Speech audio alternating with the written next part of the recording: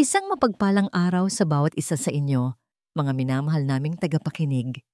Muli, ako po ang inyong kasama, ang inyong kaibigan, na handang maghatid ng isang kwentong aantig sa inyong mga puso. Sabi nila, ang isang munting butil ng kabutihan ay kayang-kayang magbunga ng isang hardin ng pag-asa. Ngunit paano kung ang butil na yon ay siya ring magiging dahilan ng iyong pagbagsak bago ka pa man mamukadkad? Halina't pakinggan natin ang kwento ni Amihan sa unang kabanata na pinamagatang Ang Halaga ng Isang Plato ng Kanin. Isang malakas na kalabog ng bumagsak na tray ang gumising sa diwa ni Amihan. Mabilis niyang iniangat ang kanyang paningin mula sa pinupunasan niyang mesa. Sa di kalayuan, isang customer ang napayuko sa hiya habang pinupulot ng kasamahan niyang si Loida ang mga basag na pinggan. "Hala, okay lang po ba kayo, ma'am?" Dinig niyang tanong ni Loida. Hindi na nag-aksaya ng panahon si Amihan.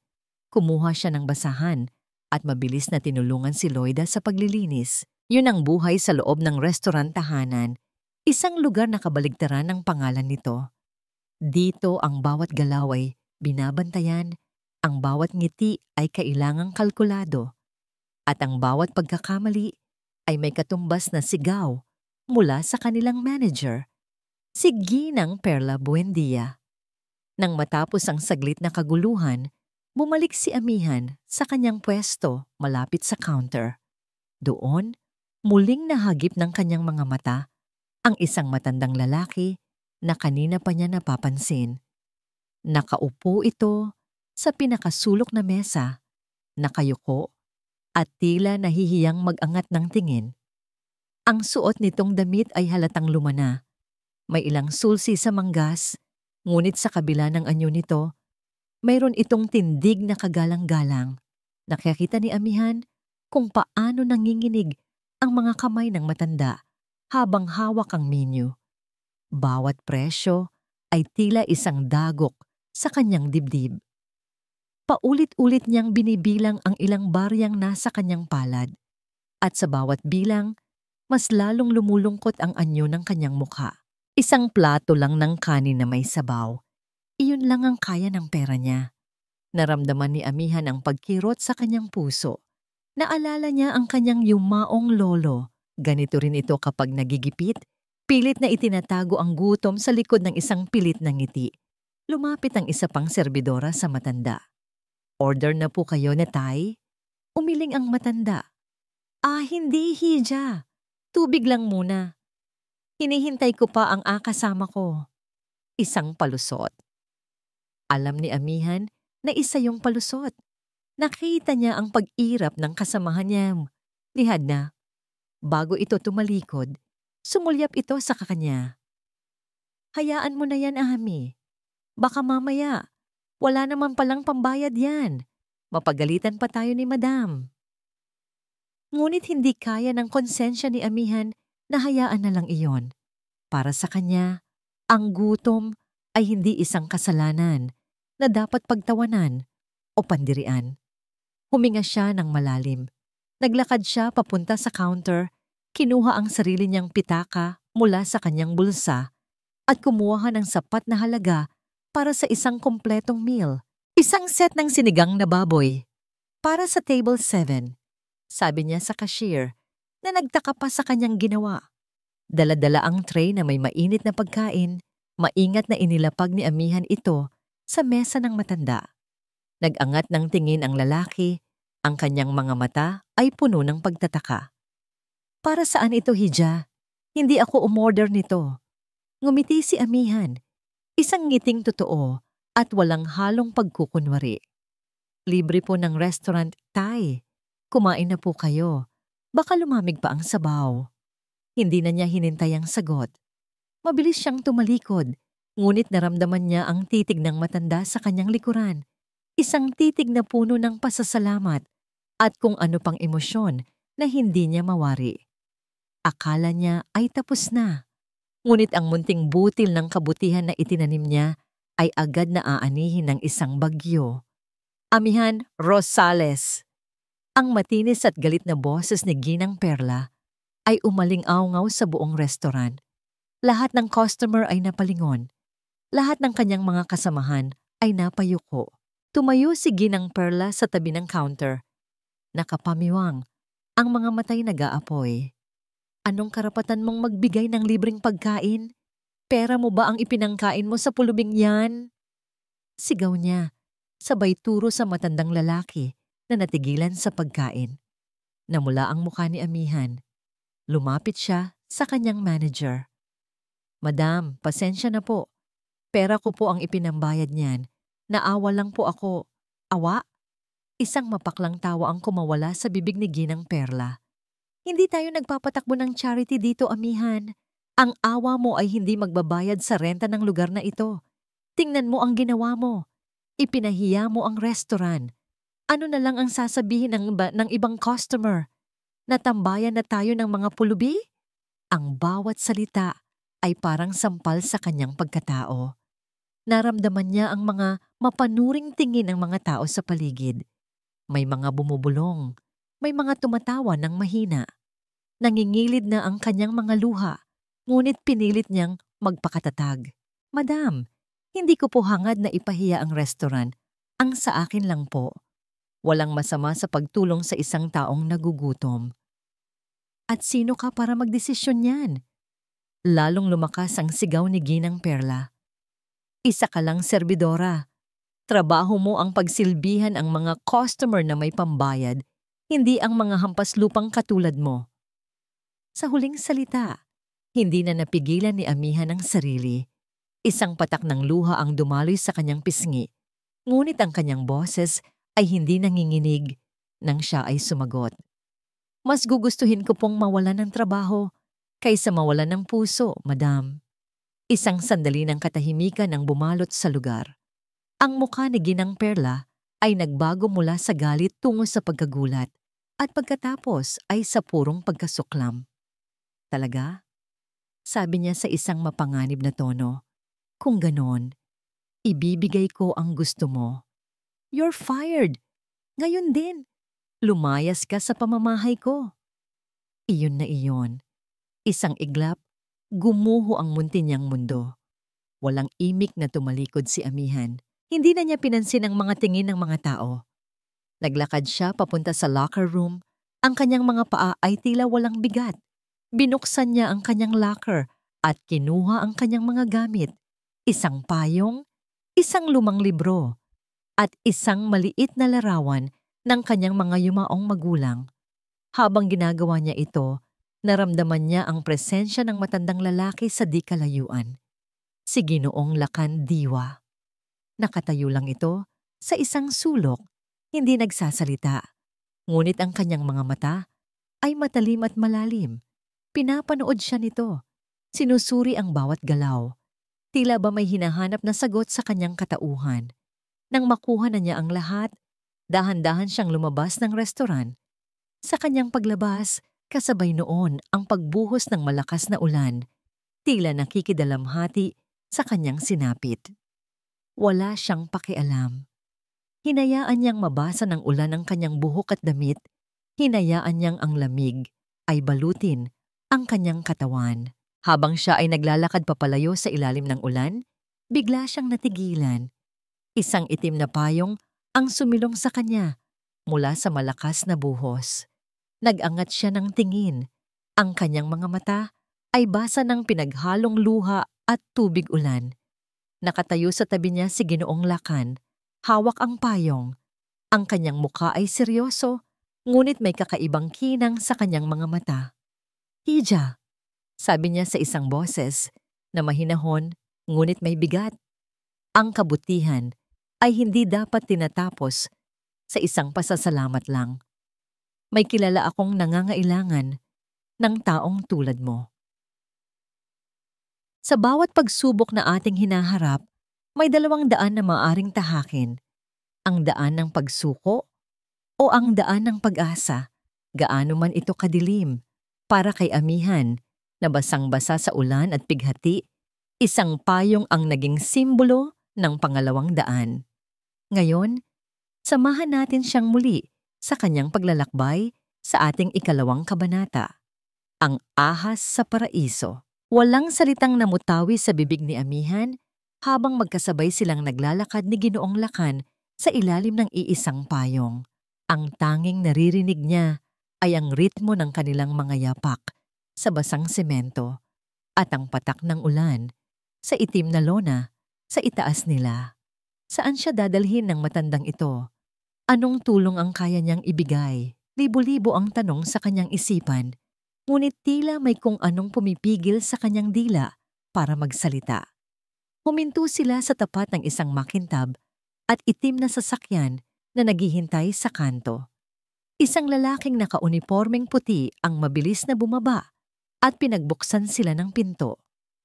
Nag-atubili si Amihan. Ang pinakamahal na sasakyang nasakyan niya sa buong buhay niya ay taxi. Ito ay iba. Ang amoy sa loob ay bago, gawa sa katad, at ang mga upuan ay malambot na tila lulubog ka sa ginhawa. Sumakay ka na, Hija. Mahinahong sabi ni Ginoong Lakan. Sumunod na lang si Amihan. Habang umaandar ang sasakyan, tahimik niyang pinagmasdan ang mga gusali at kabahayan na kanilang dinadaanan, na unti-unting napapalitan ng malalawak na lupain at matataas na puno. Pakiramdam niya ay dinadala siya sa ibang mundo. Ang bawat metro na kanilang nilalakbay ay naglalayo sa kanya mula sa pamilyar na sakit ng kanyang nakaraan. Makalipas ang halos kalahating oras, bumagal ang sasakyan at huminto sa harap ng isang naglalakihang bakal na tarangkahan. Nakaukit sa ginto ang mga salitang Hacienda Monteverde. Napasinghap si Amihan. Ito ang lugar na naririnig lang niya sa mga kwento. Ang tahanan ng isa sa mga pinakamayaman at pinakamakapangyarihang pamilya sa kanilang probinsya. Ano ang ginagawa nila dito? Dahan-dahang bumukas ang tarangkahan at pumasok ang sasakyan sa isang mahabang daan na napapalibutan ng mga puno ng akasya. At sa dulo ng daan na iyon, tila isang pangitain mula sa isang pelikula, ay ang mansyon. Malaki ito, puti, na may mga haliging matitibay at mga bintanang salamin na kumikinang sa kabila ng makulimlim na panahon. May isang fountain sa gitna ng hardin at ang mga bulaklak ay namumukadkad sa perpektong ayos. Naramdaman ni Amihan ang panliliit. Ang suot niyang uniforme na basa pa sa ulan at ang kanyang mga lumang sapatos ay tila isinisigaw na hindi siya kabilang sa lugar na yon. Huwag kang matakot. Bulong ni Ginoong Lakan na tila nabasa ang kanyang nasa isip. Ang may-ari ng bahay na ito ay mas tumitingin sa laman ng puso kaysa sa kapal ng bulsa. Pinatigil ng sasakyan sa mismong tapat ng malaking pinto ng mansyon. Isang katulong na nakauniporme ang sumalubong sa kanila. Pumasok sila sa loob at muling napigil ni Amihan ang kanyang paghinga. Kung kahanga-hanga na ang labas, higit pa ang loob. Ang sahig ay gawa sa marmol na sobrang kintab na kaya mong makita ang iyong refleksyon. May mga naglalakihang painting na nakasabit sa dingding at isang malaking chandelier na gawa sa kristal ang nakabitin mula sa mataas na kisame. Dinala sila sa isang malawak na silidaklatan. Sa gitna nito, nakaupo sa isang silyang gawa sa mamahaling kahoy ay isang matandang lalaki. Maputi na ang kanyang buhok at may mga guhit na ng karanasan sa kanyang mukha. Ngunit ang kanyang mga mata ay matalas at puno ng awtoridad. Ito si Don Hilario Monteverde.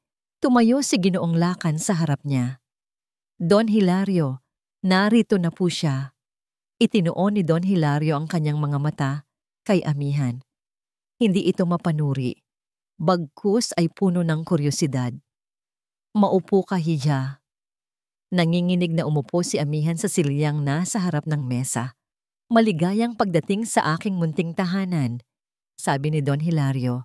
Isang bahagyang nangiti ang sumilay sa kanyang mga labi. Ikinuwento sa akin ni Lakan ang nangyari sa restaurant. Isang hindi makatarungang sitwasyon para sa isang mabuting gawa. Yumuko lang si Amihan. Trabaho lang po iyon, Don Hilario. Hindi. Maring sabi ng matanda. Iyon ay paninindigan. At sa panahong ito, iilan na lang ang may ganyang katangian. Ikinagagalak kong makilala ka, amihan. Nag-angat ng tingin si amihan. Nagulat na alam ng Don ang kanyang pangalan. Ngayon, napuno ng pag-asa ang kanyang puso. Ang bigat na kanina'y kanyang pasan-pasan ay tila unti-unting gumagaan. Nangangailangan ako ng isang personal assistant. Pagpapatuloy ni Don Hilario. Isang taong mapagkakatiwalaan, masipag, at higit sa lahat, may mabuting puso para maging mga mata at taing ako sa mga bagay na hindi ko na kayang gawin. At sa tingin ko, ikaw ang taong iyon. Tinatanggap mo ba ang alok ko? Hindi makapaniwala si amihan. Mula sa pagiging walang trabaho, ngayon ay inaalok siya ng posisyon sa isa sa mga pinakamayamang tahanan sa bansa. Ito ay isang milagro. Opo, Don Hilario. Maraming salamat po sa pagkakataon. Halos mautal niyang sagot. Magaling. Gumiti si Don Hilario. Isang ngiting nagbigay ng init sa buong silid. Simula bukas, Lolo. Isang malamig at matigas na boses ang pumutol sa kanilang pag-uusap. Mula sa isang pinto sa gilid ng silid-aklatan, lumabas ang isang lalaki. Matangkad ito, matipuno ang katawan at nakasuot ng isang mamahaling polo shirt. Ang kanyang buhok ay maayos na nakasuklay at ang kanyang muka ay gwapo. Ngunit ang kanyang mga mata ay kasing lamig ng yelo. Elias Apo, bati ni Don Hilario. Lumapit si Elias, ngunit ang kanyang mga mata ay hindi inaalis sa pagkakatingin kay amihan. Isang tingin na puno ng pagdududa at bahagyang pagkasuklam. Tiningnan siya nito mula ulo hanggang paa at naramdaman ni amihan na para siyang isang maruming basahan na naligaw sa isang palasyo. Lolo, sino ang babaeng ito? Tanong ni Elias. Ang paghinto niya bago sabihin ang babaeng ito ay puno ng pangmamaliit.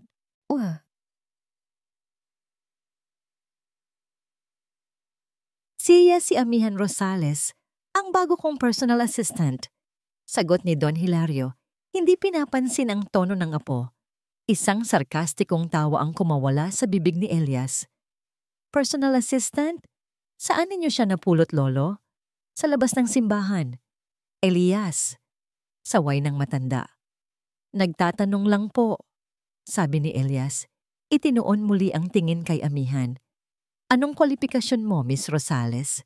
Sa pagkakaalam ko, ang posisyon na yan ay nangangailangan ng college degree at ilang taong karanasan. Mukhang kulang ka sa pareho. Bumalik ang lahat ng sakit at kahihiyan na naramdaman ni amihan kanina sa restoran. Gusto niyang magsalita, ipagtanggol ang sarili, ngunit walang lumalabas na salita sa kanyang bibig. Ang kwalifikasyon niya ay ang tiwala ko at sapat na yon, matatag na sabi ni Don Hilario. Ngumisi si Elias. Ang tiwala ay madaling makuha, Lolo, at mas madaling sirain, lalo na kung pera ang kapalit. Huminga siya ng malalim at naglakad palapit kay amihan. Yumuko siya ng bahagya. Ang kanyang mukha ay ilang pulgada na lang ang layo sa kanya. Dahil mukhang mahilig ka sa mga hamon, bibigyan kita ng isa. Isang simpleng pagsubok. Itinuro niya ang napakalawak na silid-aklatan. Libo-libong libro ang nakasalansan sa mga estanteng abot kisame. Ang lahat ng librong ito ay kailangang ayusin. May sistema kami dito, ang Dewey Decimal System. Siguro naman alam mo yon? Gusto kong ayusin mo ang lahat ng ito. Bago lumubog ang araw, nanlaki ang mga mata ni amihan. Imposible ang pinapagawa nito. Aabuti ng ilang araw, kung hindi man linggo, bago matapos iyon. Kung hindi mo kaya, pagpapatuloy ni Elias na may ngiti ng tagumpay sa kanyang mga labi. Walang problema, maluwag naming tatanggapin ang pag-alis mo. Tumingin si amihan kay Don Hilario na nanatiling tahimik, tila hinahayaan ang mga pangyayari.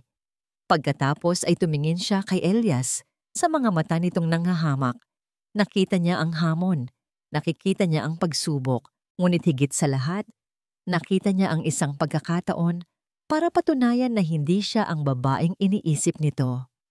Huminga siya ng malalim, pinakalma ang kanyang sarili, at tumayo. Tiningnan niya si Elias na nang diretso sa mga mata. "Tinatanggap ko po ang hamon," sabi niya sa isang boses na matatag sa kabila ng kaba.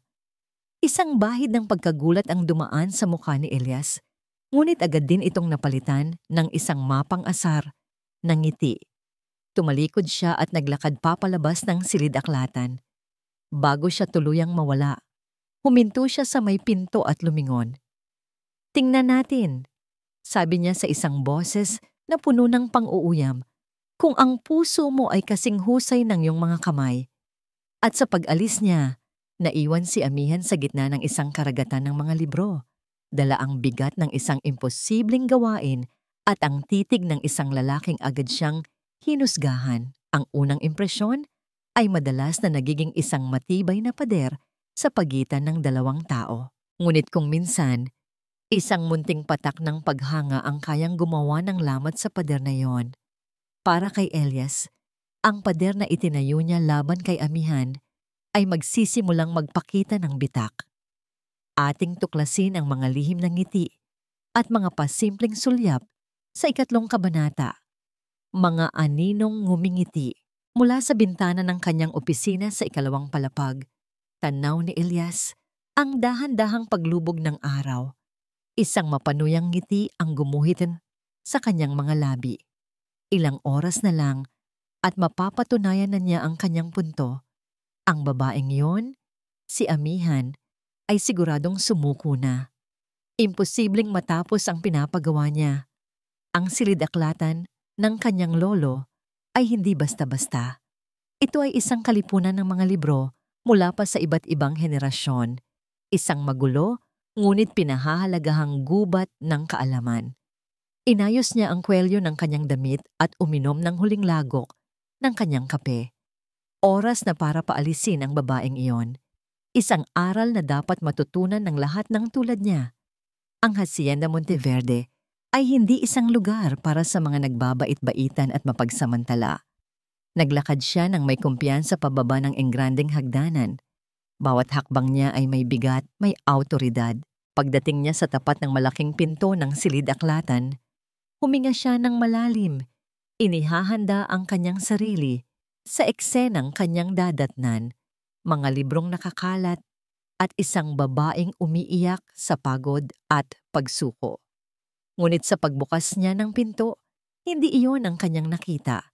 Ang sumalubong sa kanya ay katahimikan at kaayusan. Isang perpektong kaayusan. Ang amoy ng lumang papel at wood polish ay tila mas naging presko. Lahat ng libro ay nakahanay ng diretso sa mga estante. Walang kahit isang nakausli. Naglakad siya papasok. Ang kanyang mga sapatos ay lumilikha ng bahagyang alingaw-ngaw sa sahig na marmol. Hinawakan niya ang isang estante. Pinagmasdan ang mga numero na nakasulat sa spine ng bawat libro. Tama. Lahat ay nasa tamang pwesto. Sinubukan niyang humanap ng mali. Kumuha siya ng isang libro ng tula mula sa 800 section at chinek ang catalog. Tama ang pwesto. Kumuha siya ng isa pang libro, isang encyclopedia ng kasaysayan mula sa 900s. Tama rin. Habang siya ay naglalakad, may napansin siyang bago. Sa dulo ng bawat hilera ng estante, may isang maliit, maayos na nakasulat na index card na naglalaman ng mga pangunahing paksa sa hilera na iyon. Isang maliit na detalye na magpapadali sa paghahanap. Isang bagay na hindi niya naisip gawin. Isang bagay na hindi ginawa ng dating profesional na librarian na kinuha nila. Isang halo ng inis at paghanga ang kumulo sa kanyang dibdib. Paano? Paano niya ito nagawa? Nagpatuloy siya sa paglalakad hanggang sa marating niya ang pinakadulo ng silid-aklatan. At doon, sa tabi ng bintana, nakaupo si Amihan sa sahig. Nakasandal ang kanyang ulo sa estante ng mga libro at mahimbing na natutulog. Ang kanyang mukha ay payapa, ngunit may mga bakas ng pagod. Sa tabi niya ay isang basong walang laman at isang plato na may tirang tinapay.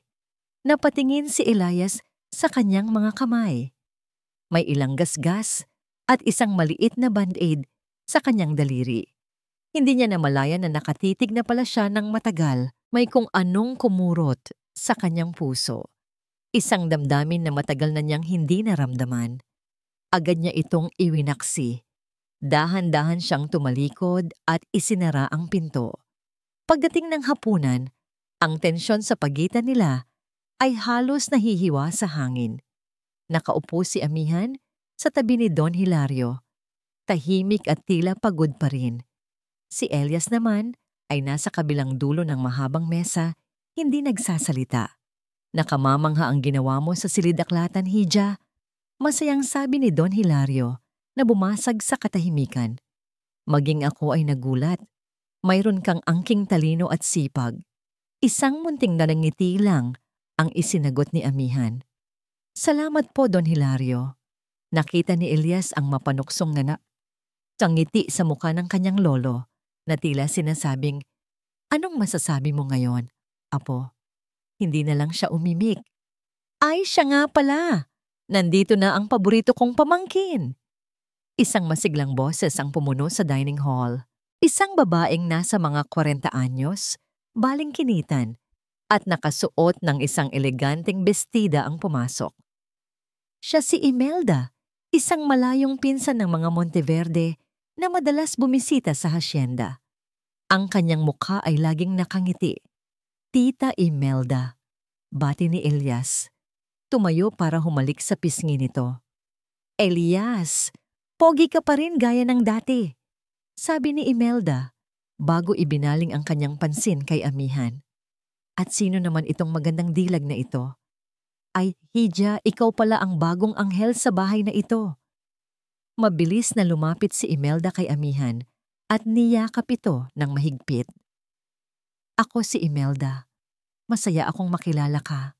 Huwag kang mag-alala. Mababait ang mga tao dito. Sabi niya na may matamis na nangiti. Ngunit pasimple siyang sumulyap kay Elias. Isang sulyap na tila may ibang kahulugan. Nakita yon ni Elias. Alam niya kung gaano ka-partikular si Tita Imelda sa mga taong nakakasalamuhan nito. Ang ganitong kabilis na pagtanggap ay hindi nito ugali. May mali. Ngunit isinantabi niya muna ang kanyang hinala. Pagkatapos ng hapunan, habang sila ay nagkakape sa sala, kinuha ni Don Hilario ang isang makapal at luma ng photo album. Amihan, halika. Gusto kong may ipakita sa'yo, sabi ng matanda. Lumapit si Amihan at umupo sa tabi nito. Binuklat ni Don Hilario ang mga pahina. Ipinapakita ang mga larawan ng kanyang kabataan ng hasyenda noong araw. Si Elias ay nakatayo sa di kalayuan, nagkukunwaring nagbabasa ng dyaryo, ngunit ang totoo'y pinakikinggan at pinagmamasdan niya sila. Huminto si Don Hilario sa isang partikular na pahina. Sa gitna nito ay ang larawan ng isang binatang nakangiti. Gwapo ito at may angkin na karisma. Ito si Ricardo, sabi ni Don Hilario. Isang bahid ng lungkot ang dumaan sa kanyang boses. Ang kaisa-isa kong anak na lalaki. Matagal na siyang wala. Mula sa kanyang kinatatayuan, nakita ni Elias ang reaksyon ni Amihan. Bigla itong natigilan. Ang kanyang mga kamay ay bahagyang nanginig. Ang kanyang mga mata ay nanatiling nakatutok sa larawan. Tila ba may nakita siyang isang multo. Nakita ni Elias kung paano nanlaki ang mga mata nito. Kung paano bahagyang bumukas ang kanyang mga labi. Ang lalaki sa larawan, ang mga mata nito. Isang kakaibang pakiramdam ang bumalot kay Amihan. Isang pakiramdam na hindi niya maipaliwanag.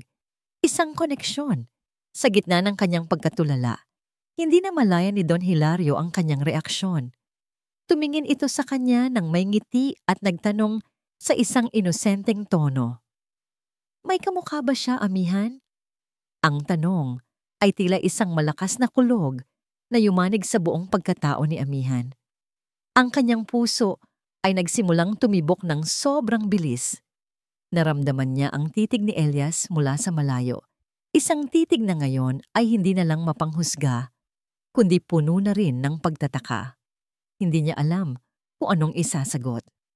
Ang tanging alam niya, ang lalaki sa larawan ay may mga matang katulad ng sa kanya. Sabi nila, ang tiwala ay parang isang babasaging salamin.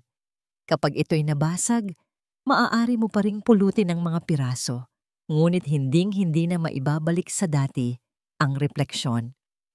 Para kay Amihan, ang munting tiwalang nagsisimula palang mabuo ay malapit ng madurog. Ating saksihan ang isang tasang puno ng pait sa ating ika-4 na kabanata. Ang lason sa kape. Lumipas ang ilang araw at unti-unti nang nararamdaman ni Amihan na siya ay bahagi na ng Hacienda Monteverde. Ang bawat umaga ay sinasalubong niya ng may ngiti at pag-asa. Si Don Hilario ay naging tulad ng isang lolo sa kanya, mabait, mapagkalinga, at laging handang magbahagi ng kanyang karunungan. Maging ang pakikitungo ni Elias ay nagbago. Wala na ang dating lamig sa mga mata nito. Napalitan na iyon ng paggalang at, kung minsan, ay nahuhuli niya itong nakatingin sa kanya nang may hindi maipaliwanag na emosyon. Isang umaga, ipinatawag siya ni Don Hilario sa opisina nito. Amihan, may mahalaga akong ipagkakatiwala sa iyo, sabi ng matanda, habang inaabot sa kanya ang isang folder na puno ng mga dokumento. Ito ang mga papeles para sa isang panukalang proyektong pang-agrikultura. Nais kong pag-aralan mo ito at ihanda ang isang buod para sa akin. Magkakaroon tayo ng isang pagpupulong kasama ang mga investor bukas ng hapon. Naramdaman ni Amihan ang pagbilis ng tibok ng kanyang puso. Ito na ang pagkakataon niya. Isang totoong trabaho na susubok sa kanyang kakayahan, hindi lang sa kanyang sipag. Masusunod po, Don Hilario. Gagawin ko po ang lahat ng aking makakaya. Maghapon at magdamag na ginugol ni Amihan ang kanyang oras sa silid-aklatan. Maingat niyang binasa ang bawat pahina, sinuri ang bawat numero, at isinulat ang isang komprehensibong ulat. Para sa kanya ang bawat salitang kanyang tinitipa sa laptop ay isang hakbang palayo sa Amihan na serbidora at isang hakbang palapit sa Amihan na karapat-dapat sa tiwalang ibinibigay sa kanya. Habang siya ay abala, isang anino ang pumasok sa silid-aklatan. Aba, Hija, mukhang seryosong-seryoso ka dyan. Bati ni Tita Imelda, may dalang isang tasa ng mainit na kape. Heto, inihanda ko para sa'yo para hindi ka antukin. Nako, salamat po Tita Imelda. Nakakahiya naman po, sabi ni Amihan, na lubos na naantig sa kabaitan nito. Ano ka ba? Pamilya na tayo rito. Nakangiting sagot ni Imelda. Sige na, iwan na kita. Kailangan mo ng konsentrasyon. Sa pag-alis ni Imelda, naiwan si Amihan na may mainit na pakiramdam sa kanyang dibdib. Sa wakas, nakahanap siya ng isang lugar na matatawag niyang tahanan at mga taong matatawag niyang pamilya. Lingid sa kanyang kaalaman, ang pamilyang yon ay may ahas na nagkukubli sa likod ng isang matamis na ngiti. Kinabukasan, sa loob ng conference room, buong kumpiyansa na tumayo si Amihan sa harap ni Don Hilario at ng dalawang importanteng investor. Sa isang sulok, nakatayo si Elias, tahimik na nagmamasid. Ayon po sa aking pagsusuri, panimula ni Amihan, ang proyektong ito ay mangangailangan ng paunang puhunan na 5 milyong piso at inaasahang kikita ng humigit kumulang 15% sa unang taon. Nagsimula siyang magpaliwanag, ipinapakita ang mga datos at chart na kanyang inihanda. Ngunit habang siya ay nagsasalita, napansin niya ang pagkunot ng noo ni Don Hilario. Maging ang mga investor ay nagsimulang magbulungan. Sandali, Miss Rosales, putol ng isang investor. Ang mga numerong binabanggit mo ay iba sa nasa kopya ng report na hawak namin. Nakasaad dito na 10 milyon ang puhunan at ang kita ay 8% lamang. Kung ganoon, hindi ito magiging isang magandang investment. Natigilan si amihan. Tiningnan niya ang hawak niyang papel at pagkatapos ay ang kopya ng mga investor. Nagulat siya nang makitang magkaiba nga ang mga numero. Paanong nangyari iyon? Siguradong sigurado siya sa kanyang mga kalkulasyon. Pasensya na po. Titila nagkaroon po ng pagkakamali sa pagprint ng mga kopya. Nauutal niyang sabi. Ang kanyang mukha ay namumula na sa hiya. Ang tamang datos po ay... Ngunit huli na ang lahat. Ang kumpiyansa ay napalitan ng pag-aalinlangan. Ang paghanga sa mga mata ng mga investor ay napalitan ng pagkadismaya. Ang pagpupulong ay natapos ng bigo. Nang silang dalawa na lang ni Don Hilario ang naiwan, isang mabigat na katahimikan ang namayani. Binigo mo ako, amihan, sabi ng matanda sa isang boses na kalmado ngunit puno ng bigat. Inaasahan ko ang higit pa mula sa iyo. Don Hilario, maniwala po kayo. Hindi ko po alam kung paano nangyari iyon.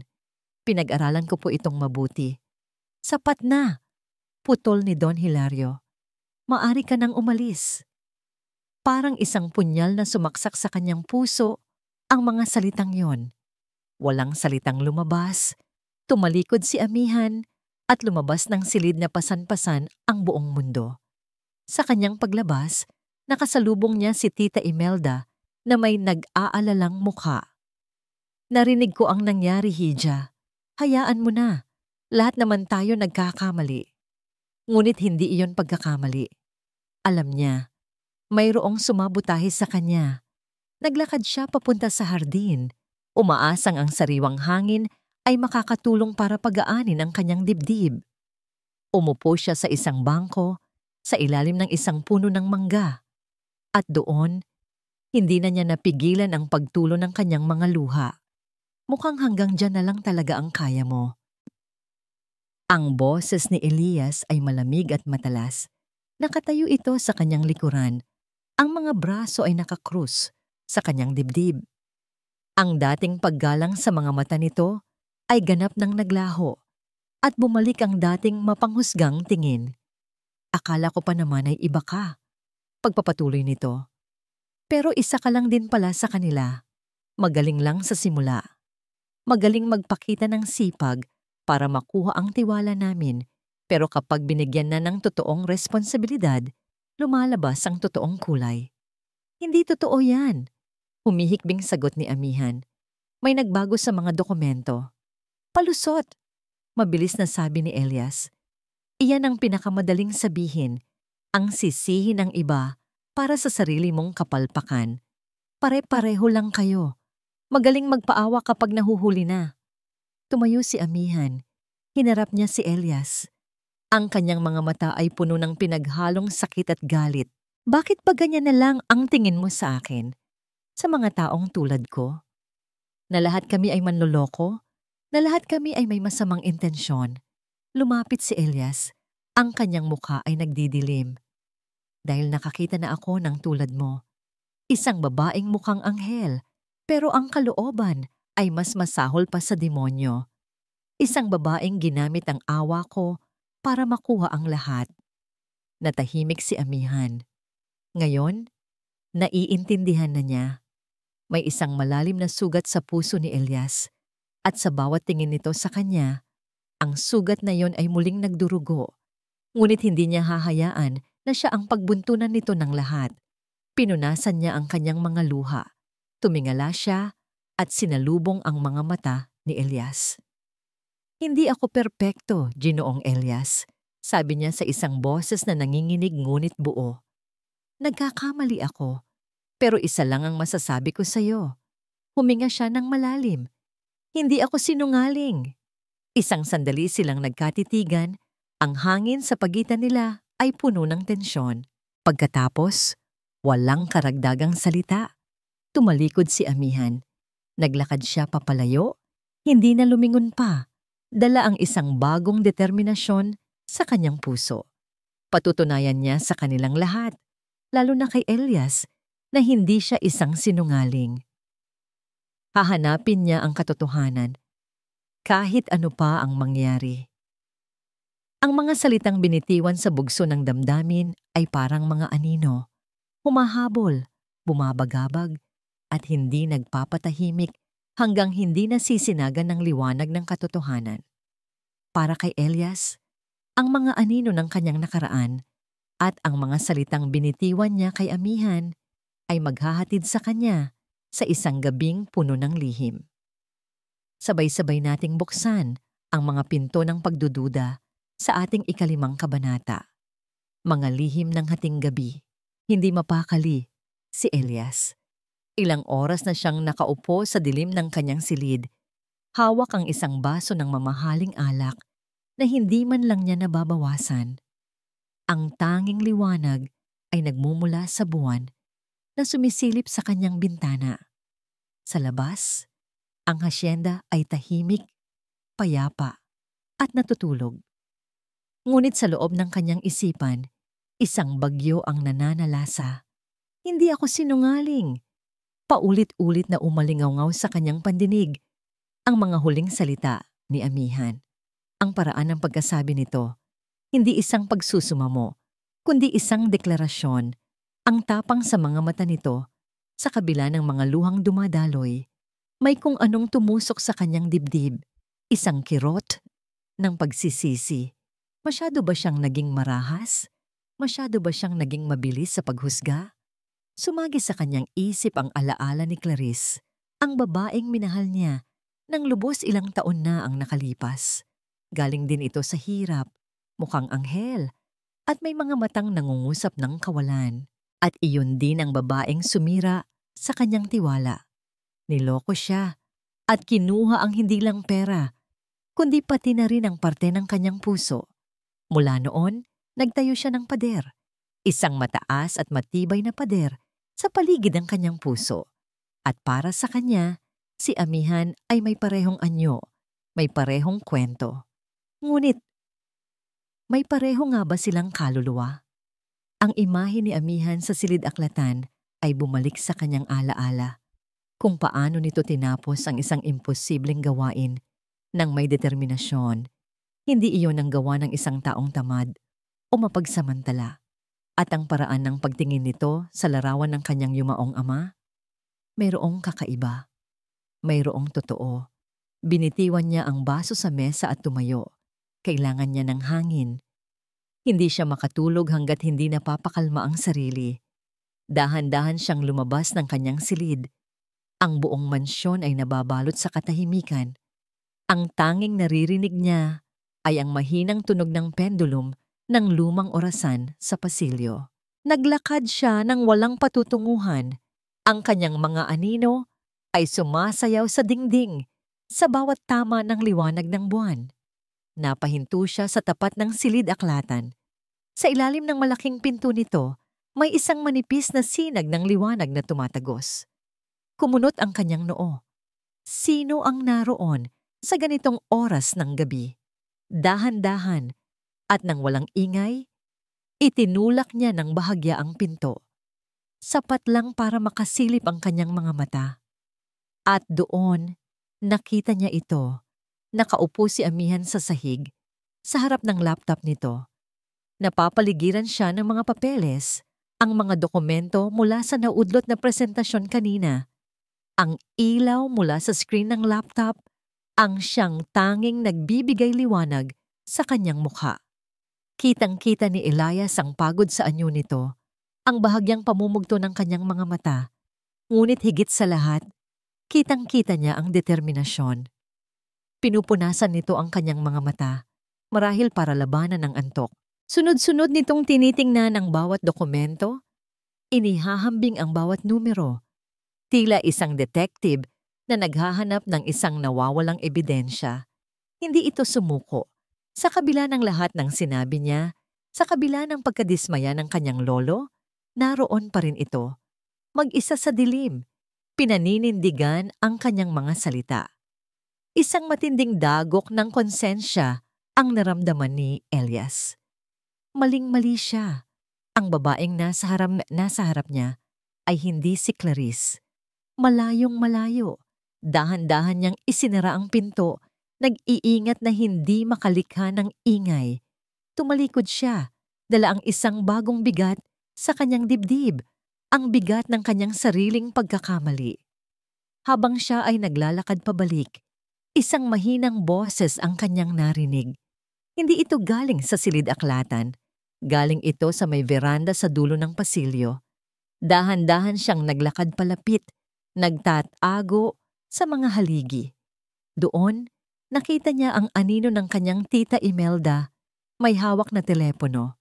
Nakatalikod ito sa kanya at ang boses nito ay pabulong ngunit malinaw sa katahimikan ng gabi. "Oh, kontrolado ko ang sitwasyon," sabi nito sa kausap sa telepono. Isang maliit na pagkakamali lang at nawala agad ang tiwala ng matanda, gaya ng plano. Napatigil si Elias. Anong plano? "Huwag kang mag-alala," pagpapatuloy ni Imelda. "Sa tingin ko, hindi na siya magtatagal dito. Malapit na siyang umalis. At kapag nangyari iyon, babalik na sa dati ang lahat." Isang malamig na kuryente ang gumapang sa buong katawan ni Elias. Ang timing, ang mga salita. Bigla niyang naalala ang sobrang bilis na pagtanggap ni Imelda kay Amihan noong una. Ang mga matatamis na ngiti, ang mga yakap. Lahat ba yun ay isang pagkukunwari? Samantala, sa loob ng silid-aklatan, napabuntong hininga na si Amihan. Halos 3 oras na siyang naghahanap, ngunit wala siyang makitang mali sa kanyang orihinal na mga kalkulasyon. Napapagod na siya. Napupuno na ng pagdududa. Baka tama nga si Elias. Baka nagkamali lang talaga siya. Nagsimula na niyang ligpitin ang kanyang mga gamit. Kinuha niya ang baso ng kape na ibinigay sa kanya ni Tita Imelda kaninang umaga. Pupunasan na sana niya ang mesa nang may makita siyang isang gusot na papel sa ilalim ng isang makapal na libro. Marahil ay nalaglag niya ito kanina. Kinuha niya ito para itapon sa basurahan. Ngunit bago niya ito ibato, napansin niya ang kanyang sulat kamay. Ito ang isa sa mga unang draft na ginawa niya. Binuklat niya ito. At doon, nakita niya ang mga numero, ang orihinal na mga numero, ang tamang mga numero. Pero sa ibaba, may mga bagong numero na nakasulat sa ibang tinta ng ballpen. Ginagaya ang kanyang sulat. At sa tabi nito, may bahagyang mantsa ng kape. Bigla niyang naalala ang kape na ibinigay sa kanya ni Tita Imelda. Noong mga sandaling iyon ay nagpaalam siyang magbabanyo. Naiwan si Imelda. Kasama ang kanyang mga papeles, siya. Siya ang may gawa nito. Napatayo si Amihan. Hawak-hawak ang papel na tila isang kayamanan. Ito na. Ito na ang ebidensya. Sa sobrang tuwa at panginginig, hindi niya namalayan na ang pinto ng silid-aklatan ay dahan-dahang bumukas. Pag-angat niya ng kanyang tingin, nakatayo sa may pintuan si Elias. Ang kanyang mukha ay seryoso at ang kanyang mga mata ay puno ng mga tanong na hindi masabi. Nagtama ang kanilang mga paningin. Siya, na may hawak na patunay ng kanyang pagkakasala, at si Amihan, na may hawak na patunay ng kanyang pagiging inosente. Ang katahimikan sa pagitan nila ay mas mabigat pa kaysa sa lahat ng librong nakapaligid sa kanila. Sa isang mundong puno ng pagkukunwari, ang isang gabi ng pagdiriwang ay maaaring maging isang entablado para sa pinakamalalaking revelasyon. Ang mga maskara ay isinusuot hindi lang para magtago, kundi para maghintay ng tamang tiyempo para manakit. Para kay Amihan at Elias, ang gabing ito ay susubok sa kanilang nagsisimulang pagtitiwala. Halina't saksihan natin ang mga sayaw at mga lihim sa ating ika-6 na kabanata. Sayaw ng mga maskara. Hindi na nagtanong si Elias. Hindi na rin nagpaliwanag si Amihan. Sa sandaling iyon sa silid-aklatan, ang hawak nilang mga piraso ng katotohanan, ang narinig niyang pag-uusap sa telepono at ang nakita niyang ebidensya sa papel ay sapat na. Isang tahimik na kasunduan ang nabuo sa pagitan nila. Kailangan nilang mag-ingat. Kailangan nilang magmasid. Kinabukasan, inutos ni Don Hilario na kalimutan na muna ang negosyo. May mas mahalagang okasyon, ang taunang charity ball ng pamilya Monteverde. Isang malaking pagtitipon para sa mga elite ng lipunan upang makalikom ng pondo para sa mga ampunan. At kayong dalawa, sabi ni Don Hilario, sabay turo, kina Amihan at Elias. Ang gusto kong mamahala sa lahat. Naging isang malaking hamon yon. Nagmistula silang isang team na kailangang magtrabaho ng magkasama. Sa simula, mayroon pa ring ilangan, mayroon pa ring distansya. Ngunit habang lumilipas ang mga araw ng paghahanda, unti-unting gumuho ang mga pader sa pagitan nila. Sa tingin ko, mas maganda kung mga puting rosas ang ilalagay natin sa bawat mesa. Suwestyon ni Amihan habang tinitingnan nila ang layout ng ballroom. Masyadong simple, sagot ni Elias. Hindi man lang tumitingin. Mas bagay ang mga pulang rosas, mas elegante. Pero ang tema po ng party ay pag-asa. Ang puti ay sumisimbolo sa kadalisayan at bagong simula. Mahinahong katwiran ni Amihan. Napahinto si Elias. Tumingin siya kay Amihan at sa unang pagkakataon, hindi na debate ang nakita niya, kundi isang ideyang may kahulugan. Tumango siya. Sige, mga puting rosas. Iyon ang naging simula.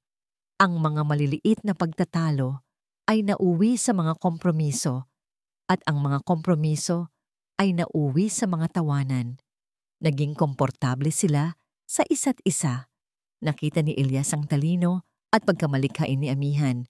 At nakita naman ni Amihan ang isang Elias na malayo sa suplado at mapanghusgang lalaki. Isang Elias na marunong makinig at may malasakit. Dumating ang gabi ng charity ball. Ang buong mansyon ay nabago. Ang mga ilaw mula sa chandelier ay kumikinang na parang mga bituin. At ang mga bisita na nakasuot ng kanilang mga magagarang bestida at suit ay nagkalat sa ballroom na may hawak na mga kopita ng champagne.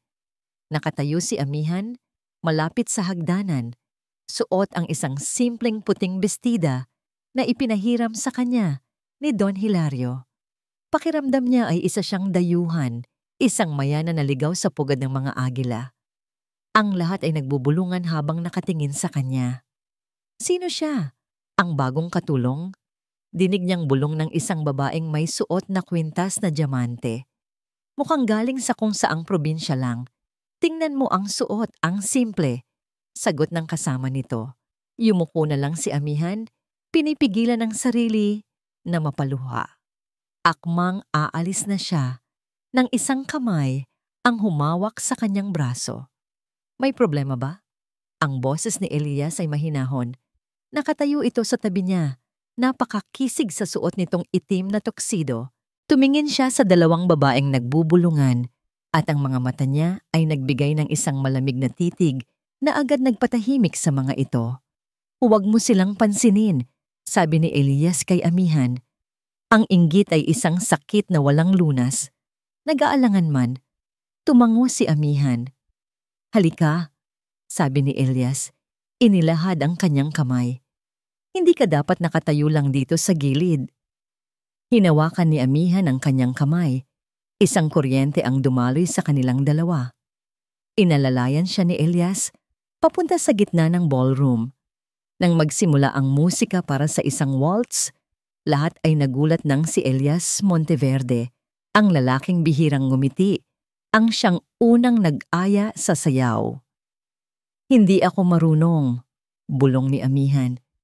Sumunod ka lang sa akin, sagot ni Elias, habang inilalagay ang isang kamay sa bewang ni Amihan at ang isa naman ay hawak ang kamay nito. At sumayaw sila. Sa simula ay nangangapa, ngunit kalaunan ay naging natural. Tila sila lang ang tao sa silid. Ang kanilang mga mata ay nakatitig sa isa't isa. Ang bawat pag-ikot, ang bawat paghakbang ay isang tahimik na pag-uusap. Ang pader sa pagitan nila ay tuluyan ng gumuho. Ang naroon na lang ay paghanga, respeto, at isang damdaming nagsisimula palang mamukadkad. Isang damdaming pareho nilang kinatatakutan, ngunit hindi mapigilan. Nang matapos ang sayaw, pareho silang namumula. "Kailangan ko lang kumuha ng hangin," sabi ni Amihan, na medyo nabigla sa tindi ng kanyang naramdaman. "Samahan na kita," alok ni Elias. Naglakad sila papalayo sa maingay na ballroom, patungo sa isang mas tahimik na pasilyo na may mga pinto papunta sa hardin. "Dito ka lang, babalik ako agad," paalam ni Amihan. "Pupunta lang ako sa comfort room," tumango si Elias. Habang naglalakad si Amihan sa pasilyo, napansin niya ang isang pinto na bahagyang nakabukas. Mula sa loob, narinig niya ang boses ng kanyang tita Imelda. Kaya napahinto siya. Iniisip na baka kailangan nito ng tulong. Ngunit ang kasunod na boses na kanyang narinig ang siyang nagpatigil sa pagtibok ng kanyang puso. Isang boses na pamilyar sa kanya. Isang boses na nagdulot sa kanya ng sakit at kahihiyan. "Sinunod ko ang utos niyo, Ginang Imelda. Siguraduhin niyo lang na matatanggap ko ang bayad ko." Si Ginang Perla, ang dati niyang manager sa restaurant tahanan, napatakip si Amihan sa kanyang bibig upang pigilan ang isang pagsinghap. Nanatili siyang nakatago sa likod ng pinto. Ang kanyang dugo ay tila nagyelo sa kanyang mga ugat. "Huwag kang mag-alala, Perla," sagot ni Imelda. Ang kanyang boses ay malamig at walang bahid ng pagiging matamis na laging pinapakita nito. "Malaki ang naitulong mo. Ang pagpapaalis mo sa kanya sa restaurant ang unang hakbang para mapalapit siya sa amin, para makuha ko ang tiwala niya bago ko siya tuluyang sirain. Hindi ko akalain na aabot sa ganito, na ang hampas lupang iyon ay may dugong Monteverde pala." Nanlaki ang mga mata ni Amihan. "Dugong Monteverde? Anong ibig sasabihin noon? Basta siguraduhin niyo lang na walang makakaalam nito, lalo na si Elias," sabi ni Perla. "Hindi mo gugustuhing malaman niya na ang tita na pinagkakatiwalaan niya ang siya palang nagpapahirap sa babaeng nagsisimula na niyang gustuhin, parang isang bomba na sumabog sa pandinig ni Amihan ang lahat. Ang pagpapatalsik sa kanya, ang pag-aalok sa kanya ng trabaho, ang mga paninira. Lahat ay isang plano, isang masalimuot at masamang plano. Sa sobrang pagkagulat, hindi niya namalayan na bahagya siyang napaatras. Ang kanyang sapatos ay lumikha ng isang mahinang tunog sa sahig. Sa loob ng silid, biglang natahimik.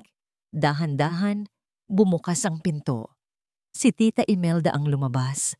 Ang kanyang mukha ay nagbago mula sa pagiging kontrabida, pabalik sa pagiging isang maamong tupa. Ngunit nang makita niya ang pasilyo na walang tao, bigla siyang huminto.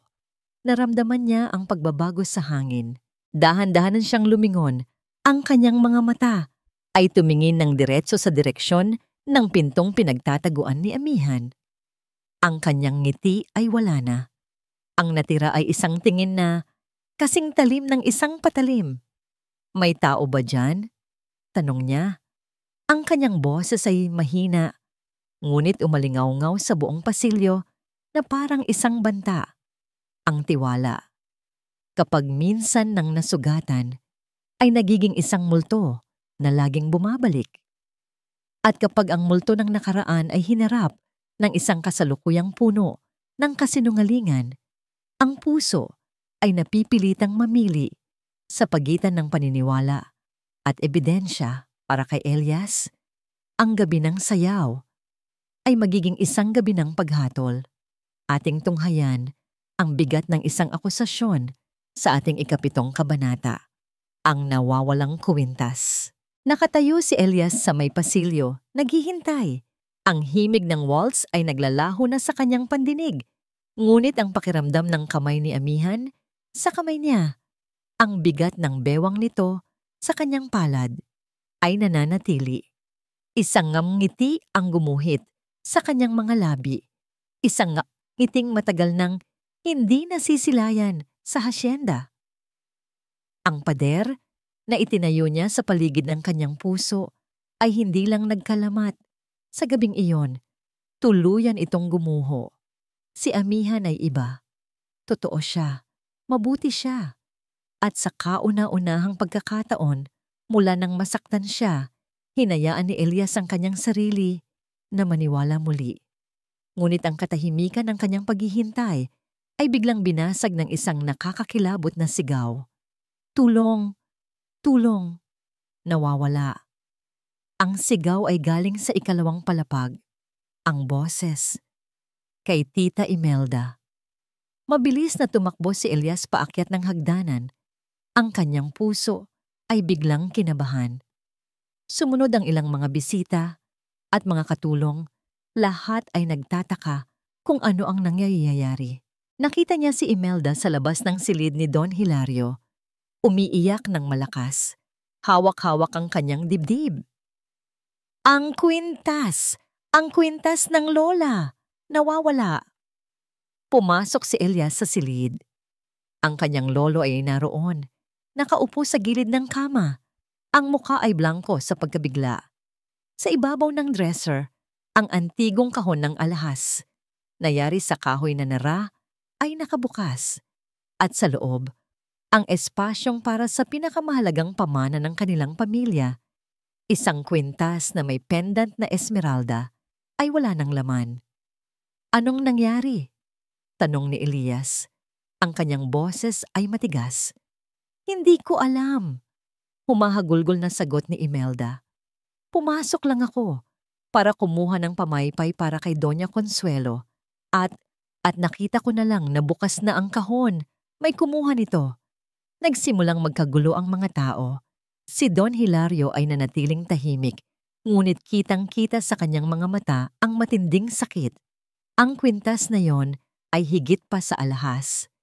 Iyon ang huling alaala ng kanyang yumaong asawa. Sino ang huling pumasok sa silid na ito? Tanong ng hepe ng seguridad ng hasyenda. Isang katulong ang lumapit, nanginginig. Sir, nakita ko po si Amihan. Kanina lang po. Naglalakad po siya palayo sa direksyon na ito. Parang isang suntok sa sikmura ang naramdaman ni Elias. Hindi maari. Baka nagkataon lang. Maraming comfort room sa pasilyo na ito. Pero sarado ang pinto ng silid na ito kanina. Sabi ni Imelda, ang kanyang mga luha ay patuloy sa pag-agos. At nang bumalik ako, bahagya na itong nakabukas. Kailangang hanapin ang babaeng yon. Kailangang inspeksyonin ang kanyang mga gamit. Tumigil ka, Imelda. Mariing sabi ni Elias. Hindi mo maaaring pagbintangan si Amihan nang walang sapat na ebidensya. Kung wala siyang kasalanan, bakit siya matatakot? Giit ni Imelda. Sa gitna ng kaguluhan dumating si Amihan, ang kanyang mukha ay puno ng pag-aalala. Ano po ang nangyayari? Lahat ng mga mata ay napunta sa kanya. Ang mga bulungan ay naging mas malakas. Naramdaman ni Amihan ang mga mapanghusgang titig. Nakita niya ang umiiyak na si Imelda, ang blangkong mukha ni Don Hilario at si Elias na nakatitig sa kanya. Ang kanyang mukha ay puno ng hindi maipaliwanag na emosyon. Amihan, sabi ni Imelda, ang kanyang boses ay nagbabait-baitan. Hija, sabihin mo sa amin ang totoo. Pumasok ka ba sa silid na ito? Hindi po. Galing po ako sa pasilyo sa ibaba. Sagot ni Amihan litong-lito. Kung ganoon, papayag ka bang tingnan namin ang iyong silid? Para lang mapatunayan na wala kang kinalaman, sabi ni Imelda. Bago pa man makasagot si Elias, tumango si Amihan. Sige po. Wala po akong itinatago. Naglakad ang lahat na tila isang prosesyon ng mga hukom patungo sa maliit na silid ni Amihan sa servants' quarter. Ang bawat hakbang ay isang dagok sa puso ni Elias. Ang isip niya ay sumisigaw na isa itong pagkakamali.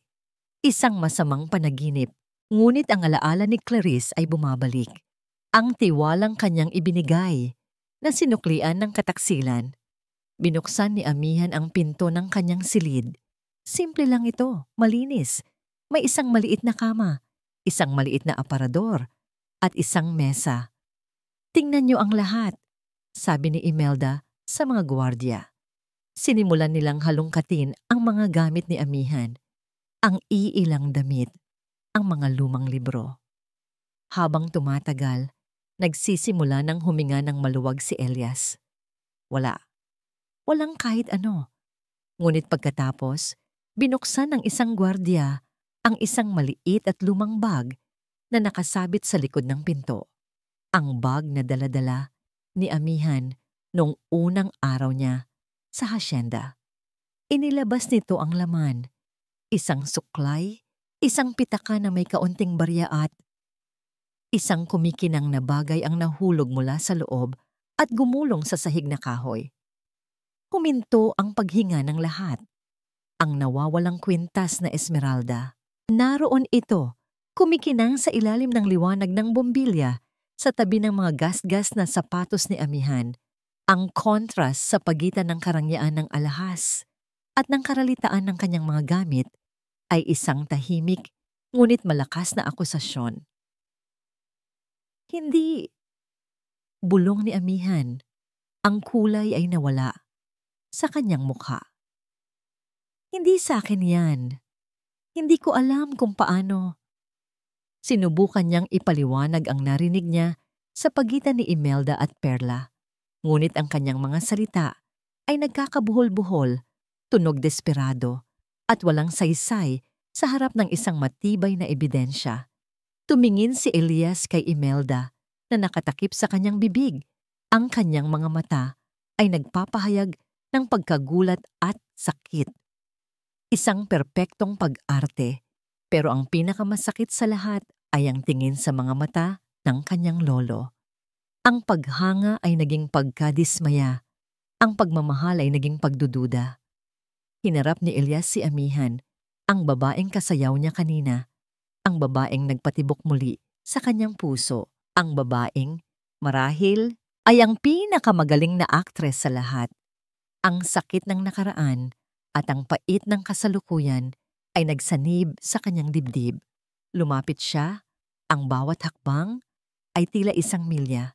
Tumingin siya ng diretso sa mga mata ni Amihan, mga matang puno ng luha at pagkalito. Hinahanap niya ang kahit anong bahid ng kasinungalingan o kahit anong bahid ng katotohanan. Ang kanyang boses ay halos pabulong, puno ng sakit at pagod. "Sabihin mo sa akin ang totoo, Amihan. Ikaw ba ang gumawa nito?" Umiling si Amihan. Ang mga luha ay malayang dumadaloy sa kanyang mga pisngi. "Hindi, Elias. Maniwala ka." "Hindi." Ngunit paano siya maniniwala? "Tawagin ang mga pulis." Utos ni Don Hilario. Ang kanyang boses ay walang emosyon. Basag. Ilang minuto lang, dumating ang dalawang puls. Ang mga bulungan ng mga bisita ay tila isang nakakabinanging ingay. Lumapit ang isang pulis kay Amihan, hawak ang isang posas. Ang malamig na tunog ng pag-click nito ay ang tanging maririnig. Habang inilalapit ng pulis ang posas sa mga nanginginig na kamay ni Amihan, isang malakas at may awtoridad na boses ang pumuno sa silid. "Sandali." Lahat ay napalingon. Nakatayo sa may pintuan si Ginoong Lacandiwa. Ang kanyang mukha ay seryoso. Ang kanyang mga mata ay matalim na nakatutok kay Imelda bago ibinaling kay Don Hilario. "Mayroon akong dapat sabihin. May mga pagkakataon sa ating buhay na tila ang buong mundo ay sabay-sabay gumuho. Ito ang mga sandali kung kailan ang pag-asa ay nagiging isang malayong bituin. Halos hindi na matanaw. Sa puntong ito, saan pa kakapit ang isang pusong lugmok sa kawalan at pag-iisa. Samahan natin si Amihan sa kanyang pinakamadilim na oras sa ating 8 kabanata. Ang testigo. Ang mga salita ni Ginoong Lacandiwa ay umalingaw sa maliit na silid na parang isang basag na kampana. Malakas, ngunit walang saysay. Kilala ko ang pagkatao ng batang ito, Don Hilario. Mariing sabi ni Lacan, nakatayo sa may pintuan na parang isang estatwa. Hindi niya magagawa ang ibinibintang ninyo. Ngunit sa harap ng isang kumikinang na kwintas na natagpuan sa kanyang mga gamit, ang testimonya ng isang matanda ay naging hangin lamang. Ang ebidensya ay solid, malamig, at hindi nagsisinungaling. Ang tiwala, sa kabilang banda, ay mainit, marupok, at madaling mabasag. Dalhin niyo na siya, ulit ni Don Hilario. Ang kanyang boses ay walang buhay, at sa pagkakataong yon, hindi na siya tumingin kay Amihan. Iyon ang pinakamasakit. Hindi ang malamig na posas na ikinabit sa kanyang mga kamay. Hindi ang mga mapanghusgang bulungan ng mga taong nakapaligid sa kanya. Kundi ang pag-iwas ng tingin ng mga taong nagsimula na niyang pagkatiwalaan. Si Don Hilario, na naging lolo niya, at si Elias. Naghahanap ang kanyang mga mata. Nakita niya si Elias na nakatayo sa isang sulok, nakasuntok ang mga kamay sa dingding, nakatalikod sa lahat. Hindi man lang siya nito nilingon habang siya ay dinadala papalabas ng mga pulis.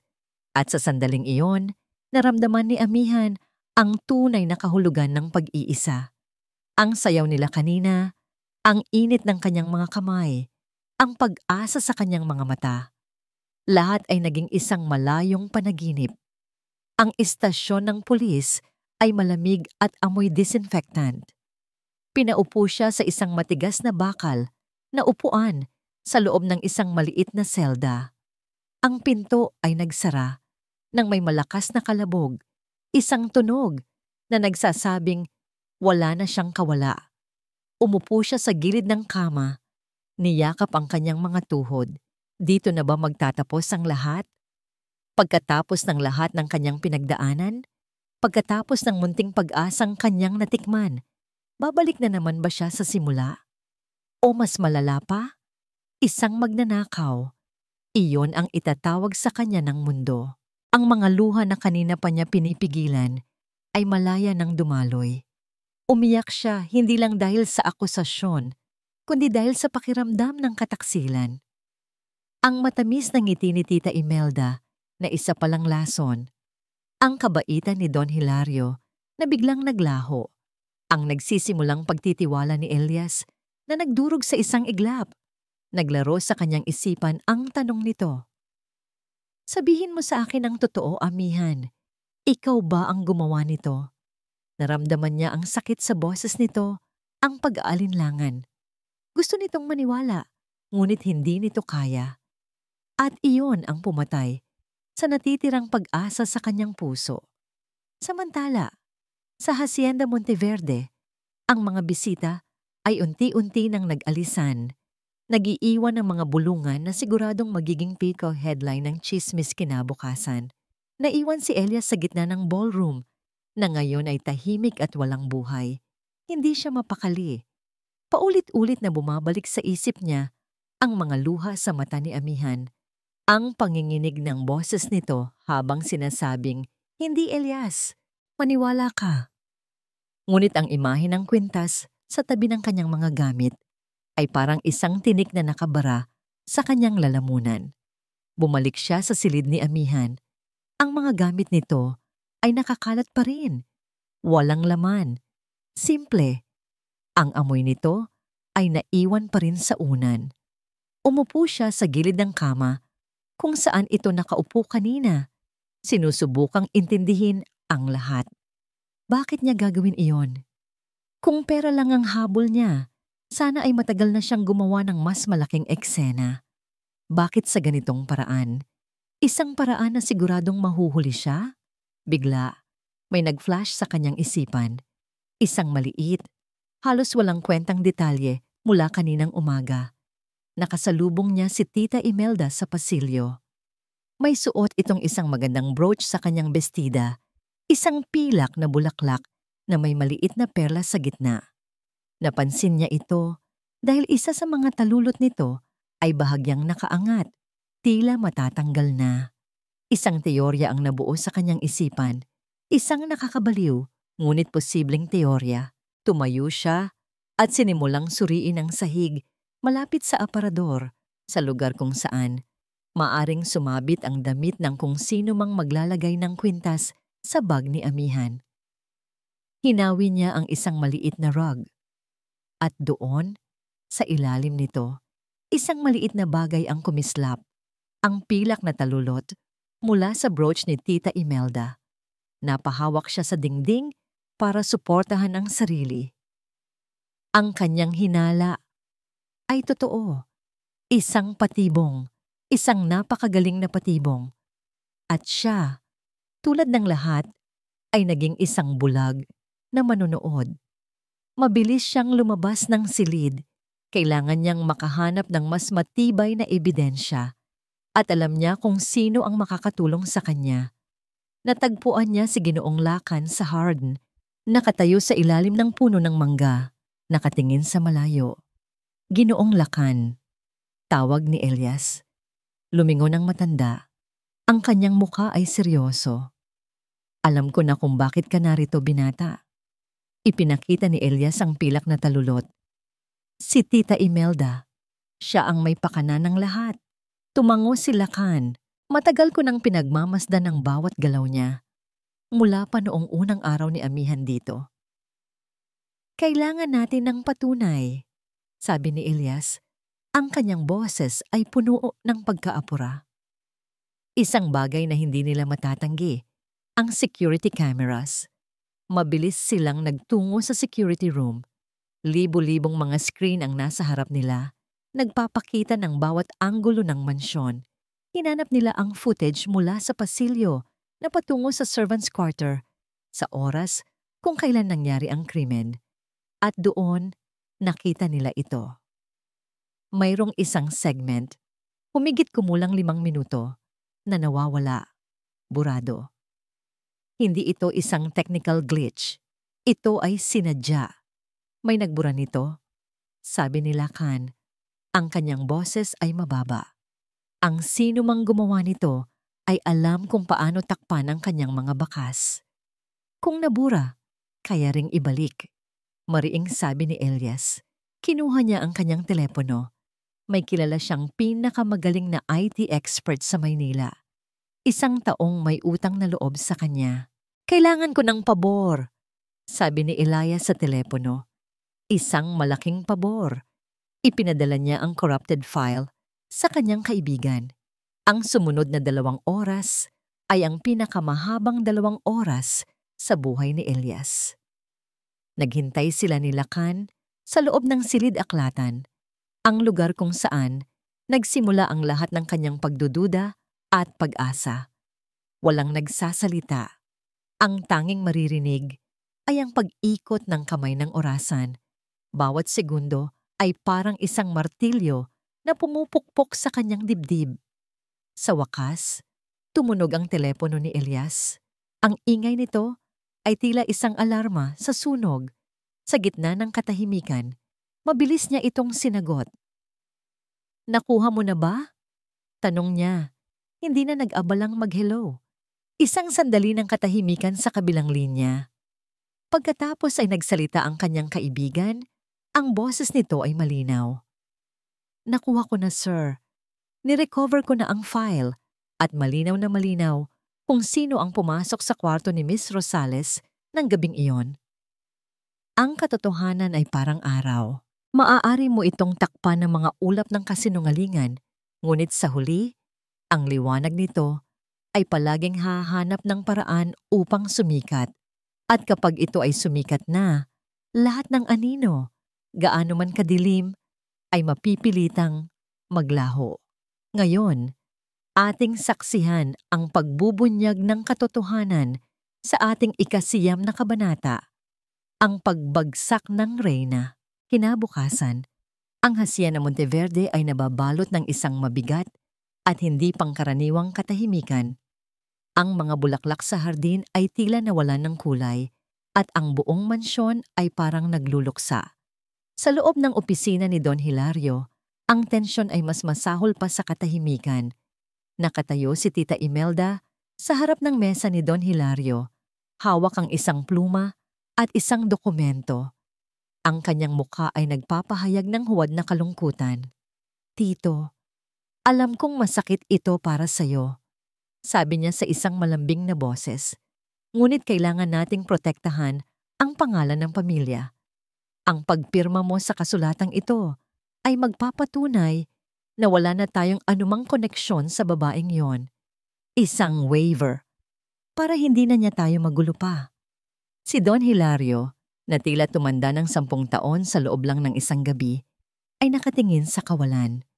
Ang kanyang mga kamay ay nanginginig habang dahan-dahan niyang inaabot ang pluma. Ang sakit ng pagtataksil mula sa isang taong nagsimula na niyang ituring na pamilya ay masyadong mabigat. "Tama ka, Imelda," sabi niya sa isang basag na boses. "Kailangan kong gawin ang tama." Habang dahan-dahan niyang inilalapit ang dulo ng pluma sa papel, "Huwag!" Isang malakas na sigaw ang bumasag sa katahimikan. Bumukas ng malakas ang pinto ng opisina at pumasok si Elias. Ang kanyang mukha ay matigas na parang bato. Ang kanyang mga mata ay nag-aapoy sa galit. Sa likod niya ay si Ginoong Lacandiwa. Ang kanyang tindig ay kasing tikas ng isang general. "Elias, ano ang ibig sabihin nito?" Gulat na tanong ni Imelda. Agad na itinago ang dokumento sa kanyang likuran. Hindi sumagot si Elias, sa halip naglakad siya nang diretso sa isang malaking telebisyon na nakasabit sa dingding at isinaksak dito ang isang laptop. Isang click lang ng mouse at isang video ang nagsimulang mag-play. Ang video ay mula sa security camera, ang buradong footage. Malinaw na malinaw ang imahe ng pasilyo na patungo sa silid ni Amihan. Ilang sandali, isang anino ang lumabas, isang babae. Napatayo si Don Hilario. Ang babae sa video ay si Tita Imelda. Sa video, maingat siyang lumingon sa kaliwat kanan bago dahan-dahang binuksan ang pinto ng silid ni Amihan. Pumasok siya. Makalipas ang halos 1 minuto, lumabas siya. Inayos ang kanyang bestida at mabilis na naglakad papalayo. Ang oras na nakatatak sa video, eksaktong 10 minuto bago siya nagsimulang sumigaw ng tulong, natigilan ang lahat. Ang tanging maririnig ay ang paghinga. Napatingin si Don Hilario kay Imelda. Ang kanyang mga mata ay nanlalaki sa pagkabigla at sakit. Imelda, ano? Ano ito?" Nagsimulang mamutla si Imelda. Hindi! Peking video yan. Gawa-gawa lang yan ni Elias para siraan ako at protektahan ang magnanakaw na yon." "Talaga?" Malamig na tanong ni Elias. Lumapit siya sa kanyang tita. At sa unang pagkakataon, nakita ni Imelda ang purong galit sa mga mata ng kanyang paboritong pamangkin. Itinaas ni Elias ang kanyang kamay. Sa palad niya ay ang pilak na talulot ng isang brooch. "Pamilyar ba sa iyo ito?" Napahawak si Imelda sa kanyang dibdib sa lugar kung saan dapat nakakabit ang kanyang brooch. Ngunit wala na ito roon. Doon na nagsimulang gumuho ang kanyang mundo. Ang mga kasinungalingan, ang mga plano, ang mga pagkukunwari, lahat ay bumagsak na parang isang bahay na gawa sa baraha. "Bakit, Imelda? Bakit mo ito ginawa?" tanong ni Don Hilario. Ang kanyang boses ay puno ng pighati. "Bakit?" Biglang sumigaw si Imelda at sa wakas, lumabas ang tunay na kulay nito. Ang maamong tupa ay naging isang galit na lobo.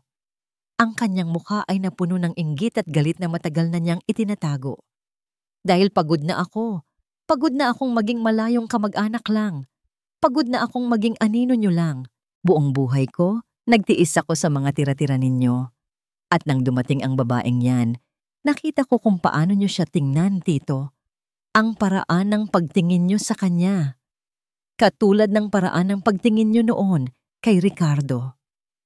Napuno ng luha ang kanyang mga mata, mga luha ng galit, hindi ng pagsisisi. Nagsimula akong maghinala. Nag-imbestiga ako at nalaman ko ang katotohanan na ang hampas lupang pulubi na yan ay anak ni Ricardo. Siya ang tunay na tagapagmana, kaya't gumawa ako ng paraan. Kailangan ko siyang paalisin bago niyo pa malaman ang lahat. Akin dapat ang yaman na ito. Akin! Ang kanyang pag-amin ay isang bombang sumabog sa loob ng silid. Si Don Hilario ay napahawak sa kanyang dibdib, hindi dahil sa sakit sa puso, kundi dahil sipasis. Sa bigat ng revelasyon, si Ricardo, may anak, si Elias, sa kabilang banda, ay nakatitig lang kay Imelda, puno ng pagkasuklam. Hindi na niya kailangan pang magsalita. Tinawagan ni Ginoong Lacan ang mga pulis na naghihintay sa labas. Nang pumasok sila para arestuhin si Imelda, hindi na ito nanlaban. Naglakad siya papalabas, talunan. Ang kanyang mukha ay wala ng emosyon. Ang kanyang mga mata ay blanko. Ang reyna ay tuluyan ng bumagsak. Nang mawala na siya, isang mabigat na katahimikan ang muling bumalot sa silid. Ang lahat ay nakatayo. Sinusubukang iproseso ang lahat ng kanilang narinig. Ang pagnanakaw, ang pagsasabotahe, ang katotohanan tungkol kay Amihan. Dahan-dahang lumapit si Don Hilario kay Ginoong Lacan Diwa. Ang kanyang mga mata ay puno ng isang tanong na matagal nang nakatago. Totoo ba, Lacan? Tanong niya. Ang kanyang boses ay nanginginig. Ang sinabi ni Imelda, tungkol sa bata, totoo ba? Tumingin si Lacan kay Don Hilario at pagkatapos ay kay Elias. Isang mabigat na buntong hininga ang kanyang pinakawalan. Tila ba pinapakawalan niya ang isang sikretong pasan-pasan niya sa loob ng maraming taon. Tumango siya. Oras na, Don Hilario. Oras na para malaman ninyo ang buong katotohanan. Pagkatapos, tumingin siya kay Elias at sinabi ang mga salitang magpapabago sa lahat. Oras na, Lacan. Sabihin mo sa apo ko ang katotohanan. Ngunit ang kanyang mga mata ay hindi nakatingin kay Elias. Ito ay nakatingin sa kawalan, na tila ba ang kausap niya ay nasa ibang lugar. At sa sandaling iyon, napagtanto ni Elias, ang apo na tinutukoy ng kanyang lolo ay hindi siya.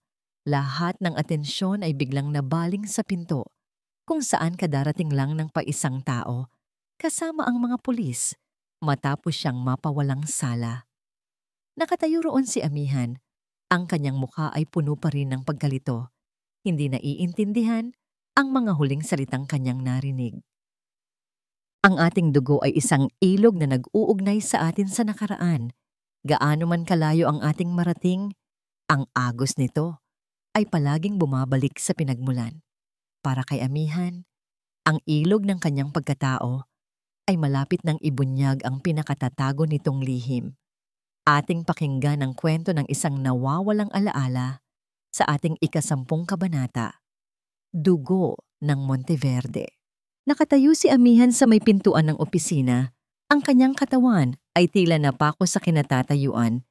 Ang mga huling salitang narinig niya mula kay Don Hilario, sabihin mo sa apo ko ang katotohanan, ay paulit-ulit na umuulit sa kanyang isipan na parang sirang plaka. Ngunit ang mga mata ng matanda ay hindi nakatingin kay Elias. Ito ay nakatuon sa kanya. Isang nakabibinging katahimikan ang bumalot sa silid. Ang bawat segundo ay tila isang oras. Ang hangin ay mabigat, puno ng mga tanong na hindi masabi, at mga sagot na matagal nang hinihintay. Dahan-dahan, humakbang si Ginoong Lacan Diwa, papunta sa gitna ng silid. Ang kanyang mukha ay seryoso, at sa kanyang mga mata ay mababasa ang bigat ng 20 taong pag-iingat ng isang pangako. 20 taon na ang nakalipas, panimula ni Lacan. Ang kanyang boses ay malalim at malinaw. Ang kaisa-isang anak ni Don Hilario, si Ricardo, ay umibig. Umibig siya sa isang simpleng babae mula sa baryo. Isang babaeng nagngangalang Elena. Isang pag-iibigang hindi matanggap ng marami, ngunit isang pag-iibigang tunay at waga. Napatingin si amihan sa kanyang mga kamay. Elena, iyon ang pangalan ng kanyang ina. Lihim silang nagpakasal pagpapatuloy ni Lakan. At hindi nagtagal, sila ay biniyayaan ng isang supling, isang magandang batang babae. Ngunit ang kaligayahan nila ay hindi nagtagal. Huminga ng malalim si Lakan. Tila inaalala ang isang masakit na nakaraan. Isang gabi, habang sila ay bumibiyahe pa uwi, ang kanilang sinasakyan ay nawalan ng preno at nahulog sa isang bangin. Parehong namatay si Ricardo at si Elena sa aksidenteng iyon. Naramdaman ni amihan ang pagkirot sa kanyang puso. Iyon ang kwentong alam niya. Ang kwentong nag-iwan sa kanya na ulila at pinalaki ng kanyang tiyahin. Nang dumating kami sa lugar ng aksidente, sabi ni Lakan, wala na ang bata. Ang sabi ng mga pulis, marahil ay natangay ng agos ng ilog sa ibaba ng bangin. Ngunit hindi ako naniwala. Hindi ako sumuko. Bilang hepe ng seguridad ng pamilya at bilang kanang kamay ni Ricardo, ipinangako ko sa aking sarili na hahanapin ko ang nawawalang anak niya. Si Don Hilario ay napaupo. Ang kanyang mukha ay nababalot ng sakit sa muling pagbabalik ng alaala. Si Elias naman ay nakatayo sa isang sulok. Hindi makapaniwala sa kanyang naririnig. Dahan-dahang pinagkakabit-kabit ang lahat ng piraso ng palaisipan. Ang kakaibang interes ng kanyang lolo kay amihan, ang pagiging protective ni Lakan, ang pagkakahawig ni amihan sa larawan ni Ricardo. Sa loob ng 20 taon, naghahanap ako, sabi ni Lakan, at sa pagkakataong ito, tumingin siya ng diretso kay amihan. Sinundan ko ang bawat lead, bawat chismis, hanggang sa isang araw, isang impormante ang nagsabi sa akin tungkol sa isang batang babae na pinalaki ng kanyang tiyahin sa probinsya ng Laguna matapos mamatay ang kanyang mga magulang sa isang aksidente. Isang batang babae na nagtatrabaho bilang serbidora sa isang maliit na restaurant. Doon na nagsimulang manlabo ang paningin ni amihan.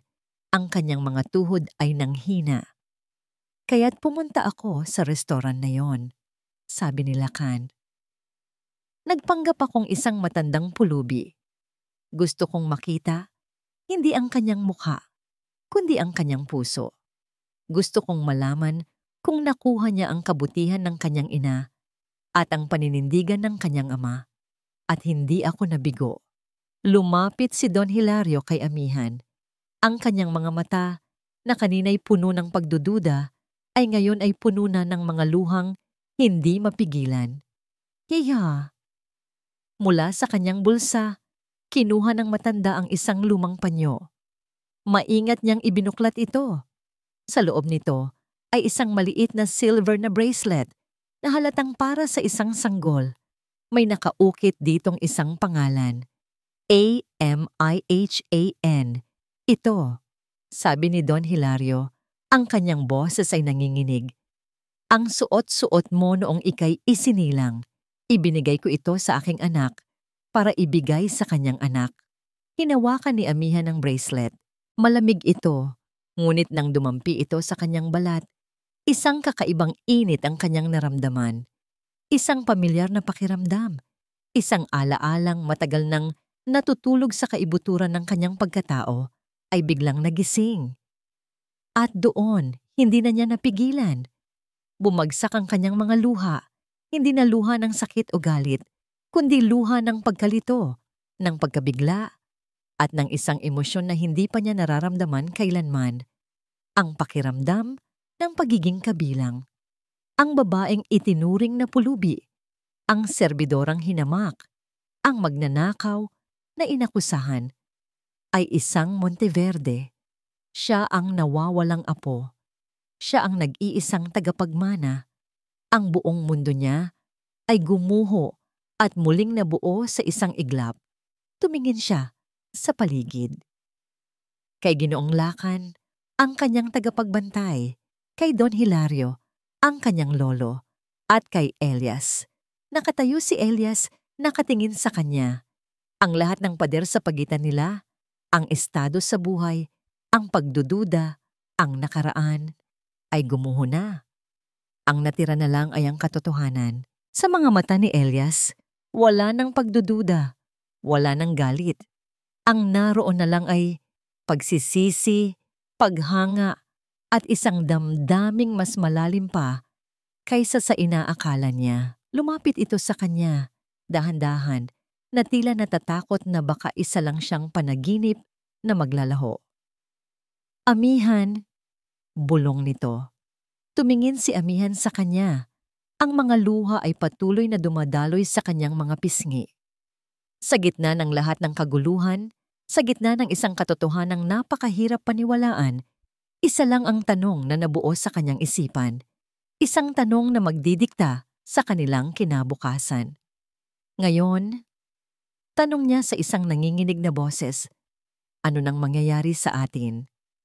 Ang pagpapatawad ay hindi paglimot sa sakit ng nakaraan, kundi ang pagpili na huwag nang hayaang maging lason ito ng kasalukuyan. Ito ang susi na nagbubukas sa pinto ng paghilom at ng panibagong simula. Para kay Amihan at Elias, ang susing ito ang siyang maglalapit sa kanilang mga puso. Ating tunghayan ang kapangyarihan ng pag-ibig sa ating 11 kabanata. Ang pagtanggap at pagpapatawad. Ang tanong ni Amihan ay nanatiling nakabitin sa mabigat na hangin ng opisina. Ngayon, ano nang mangyayari sa atin?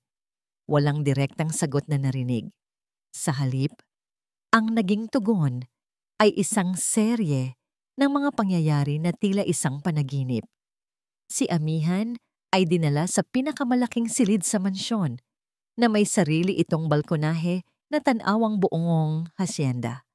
Binigyan siya ng mga bagong damit, masasarap na pagkain, at ang lahat ng katulong ay yumuyuko sa kanya. Tinatawag siyang Senyorita Amihan. Ngunit sa bawat karangyaan, lalo siyang nalilito. Sino ba siya? Si Amihan na serbidora? O si Amihan na isang Monteverde? Pakiramdam niya ay isa siyang kaluluwang naliligaw sa pagitan ng dalawang mundo. Kinabukasan, habang siya ay nakatayo sa balkonahe, tahimik na pinagmamasdan ang pagsikat ng araw. Isang katok ang narinig niya sa pinto. Si Don Hilario. Magandang umaga, apo. Bati ng matanda. Isang ngangiting may halong lungkot at saya ang nasa kanyang mga labi. Samahan mo akong maglakad. Naglakad sila sa malawak na hardin, sa parehong hardin kung saan siya umiyak dahil sa masasakit na salita ni Elias. Ngunit ngayon, iba na ang pakiramdam. Huminto sila sa ilalim ng isang malaking puno ng mangga na hitik sa bunga. Ito, sabi ni Don Hilario, hinahaplos ang magaspang na balat ng puno. Ang paboritong puno ng iyong ama. Dito siya laging nagbabasa noong bata pa siya. Si Ricardo. Isa siyang mabuting anak. Isang taong mas pinipiling sundin ang puso kaysa sa dikta ng lipunan. Umupo sila sa isang bangkong nakaharap sa mga bulaklak. Doon, ikinuwento ni Don Hilario ang lahat. Ikinuwento niya kung paano nagkakilala si Ricardo at si Elena sa isang fiesta sa bayan. Ikinuwento niya ang kanilang simpleng pag-iibigan, kung paano tinuruan ni Elena si Ricardo na pahalagahan ang mga simpleng bagay sa buhay. Ikinuwento niya ang kanyang pagtutol noong una na kanyang pinagsisisihan habang buhay. Ang iyong ina, si Elena, sabi ni Don Hilario habang may tumutulong luha sa kanyang mga mata, ay ang nag-iisang babaeng nagpatunay sa akin na ang yaman ng isang tao ay wala sa kanyang bulsa, kundi nasa kanyang kaluluwa. Katulad na katulad mo siya, Amihan. Sa bawat kwento, unti-unting nabubuo sa isipan ni Amihan ang imahe ng kanyang mga magulang. Hindi na lang sila mga pangalan sa isang death certificate. Sila ay mga taong umibig, nangangarap, at nabuhay. At sa pagtanggap sa kanilang kwento, unti-unti niyang natatanggap kung sino siya. Isa siyang bunga ng isang pag-ibig na wagas. Isa siyang Monteverde. Nang hapong iyon, habang siya ay nag-iisa sa hardin, lumapit si Elias. Ang kanyang mukha ay puno ng emosyon na hindi niya maipinta. Wala na ang dating yabang, wala na ang dating lamig. Amihan, sabi nito sa isang mahinang boses. May gusto akong ipakita sa'yo. Pwede ka bang sumama sa akin? Walang salitang tumango si Amihan. Dinala siya ni Elias sa isang bahagi ng hasyenda na hindi pa niya napupuntahan, isang maliit at nakatagong hardin na may isang gazebo sa gitna. Maganda ang lugar, napapalibutan ng mga puting rosas, ngunit meron itong aura ng kalungkutan. Dito, panimula ni Elias, ang kanyang bigha ay nakatuon sa sahig ng gazebo. Dito ako nag-propose kay Clarice. Natigilan si Amihan. Ito pala ang lugar na pinagmumulan ng sakit na matagal nang dinadala ni Elias. Katulad mo, pagpapatuloy niya, galing din siya sa hirap. Akala ko, isa siyang anghel na tutulong sa aking buuin muli ang sarili ko matapos mamatay si Daddy. Minahal ko siya. Ibinigay ko ang lahat. Ang tiwala ko, ang puso ko. Ngunit para sa kanya, isa lang pala akong hagdan para makaahon siya sa kahirapan. Niloko niya ako. Iniwan niya ako para sa isang mas mayaman na lalaki, dala ang malaking halaga ng pera mula sa kumpanya. Tumingin si Elias kay Amihan at sa pagkakataong ito, ang kanyang mga mata ay nabasa ng luha. Simula noon, isinumpa ko na hindi na ako muling magtitiwala sa sino mang tulad niya. Nagtayo ako ng pader. At nang dumating ka, ang nakita ko ay siya. Ang nakita ko ay ang aking nakaraan. Hinusgahan kita nang hindi ka man lang binibigyan ng pagkakataon. Sinaktan kita at yun ang pinakamalaking pagkakamali ko sa buong buhay ko. Lumapit siya kay Amihan, ang kanyang boses ay naging isang pakiusap. Amihan, patawarin mo ako. Patawarin mo ako sa lahat ng sakit na idinulot ko sa iyo. Patawarin mo ako sa hindi ko pagtitiwala sa iyo noong mga panahong pinakakailangan mo ito. Nakita ni Amihan ang hubad na katotohanan sa mga mata ni Elias. Ang sakit, ang pagsisisi, ang katapatan. Naintindihan niya ang lalim ng sugat nito. At sa halip na galit, ang naramdaman niya ay awa at pag-unawa. Hinawakan niya ang kamay ni Elias. Pareho lang tayong sinaktan ng nakaraan, Elias, sabi niya sa isang mahinang boses. Ang pinagkaiba lang, ikaw ay nagtayo ng pader, habang ako ay patuloy na umaasa. Ngumiti siya. Isang ngiting nagpapatawad. Pinapatawad na kita, Elias. Matagal na. Sa mga salitang iyon, isang mabigat na pasanin ang tila inalis mula sa mga balikat ni Elias. Ang sakit na matagal na niyang kinikimkim ay unti-unting naghilom. Hinawakan niya ng mahigpit ang mga kamay ni Amihan na tila ito ang kanyang tanging salbabida sa isang malawak na karagatan ng pagsisisi. Hindi, sabi ni Elias. Ang kanyang boses ay nanginginig sa tindi ng emosyon. Hindi lang kapatawaran ang kailangan ko mula sa iyo, Amihan. Dahan-dahan niyang inilapit ang kanyang mukha sa dalaga. Ang kanilang mga mata ay hindi bumibitaw sa isa't isa. Simula nang dumating ka, ginulo mo ang mundo ko. Ipinakita mo sa akin na mali ako, na ang kabutihan ay totoo, na ang tiwala ay posible. Huminga siya ng malalim, inipon ang lahat ng lakas ng kanyang loob. Tinuruan mo akong muling magtiwala, Amihan. Tinuruan mo akong umibig muli. At sa ilalim ng mga puting rosas, sa lugar na dating simbolo ng kanyang kabiguan, dahan-dahan niyang inilapat ang kanyang mga labi sa mga labi ni Amihan. Iyon ay isang halik na puno ng lahat.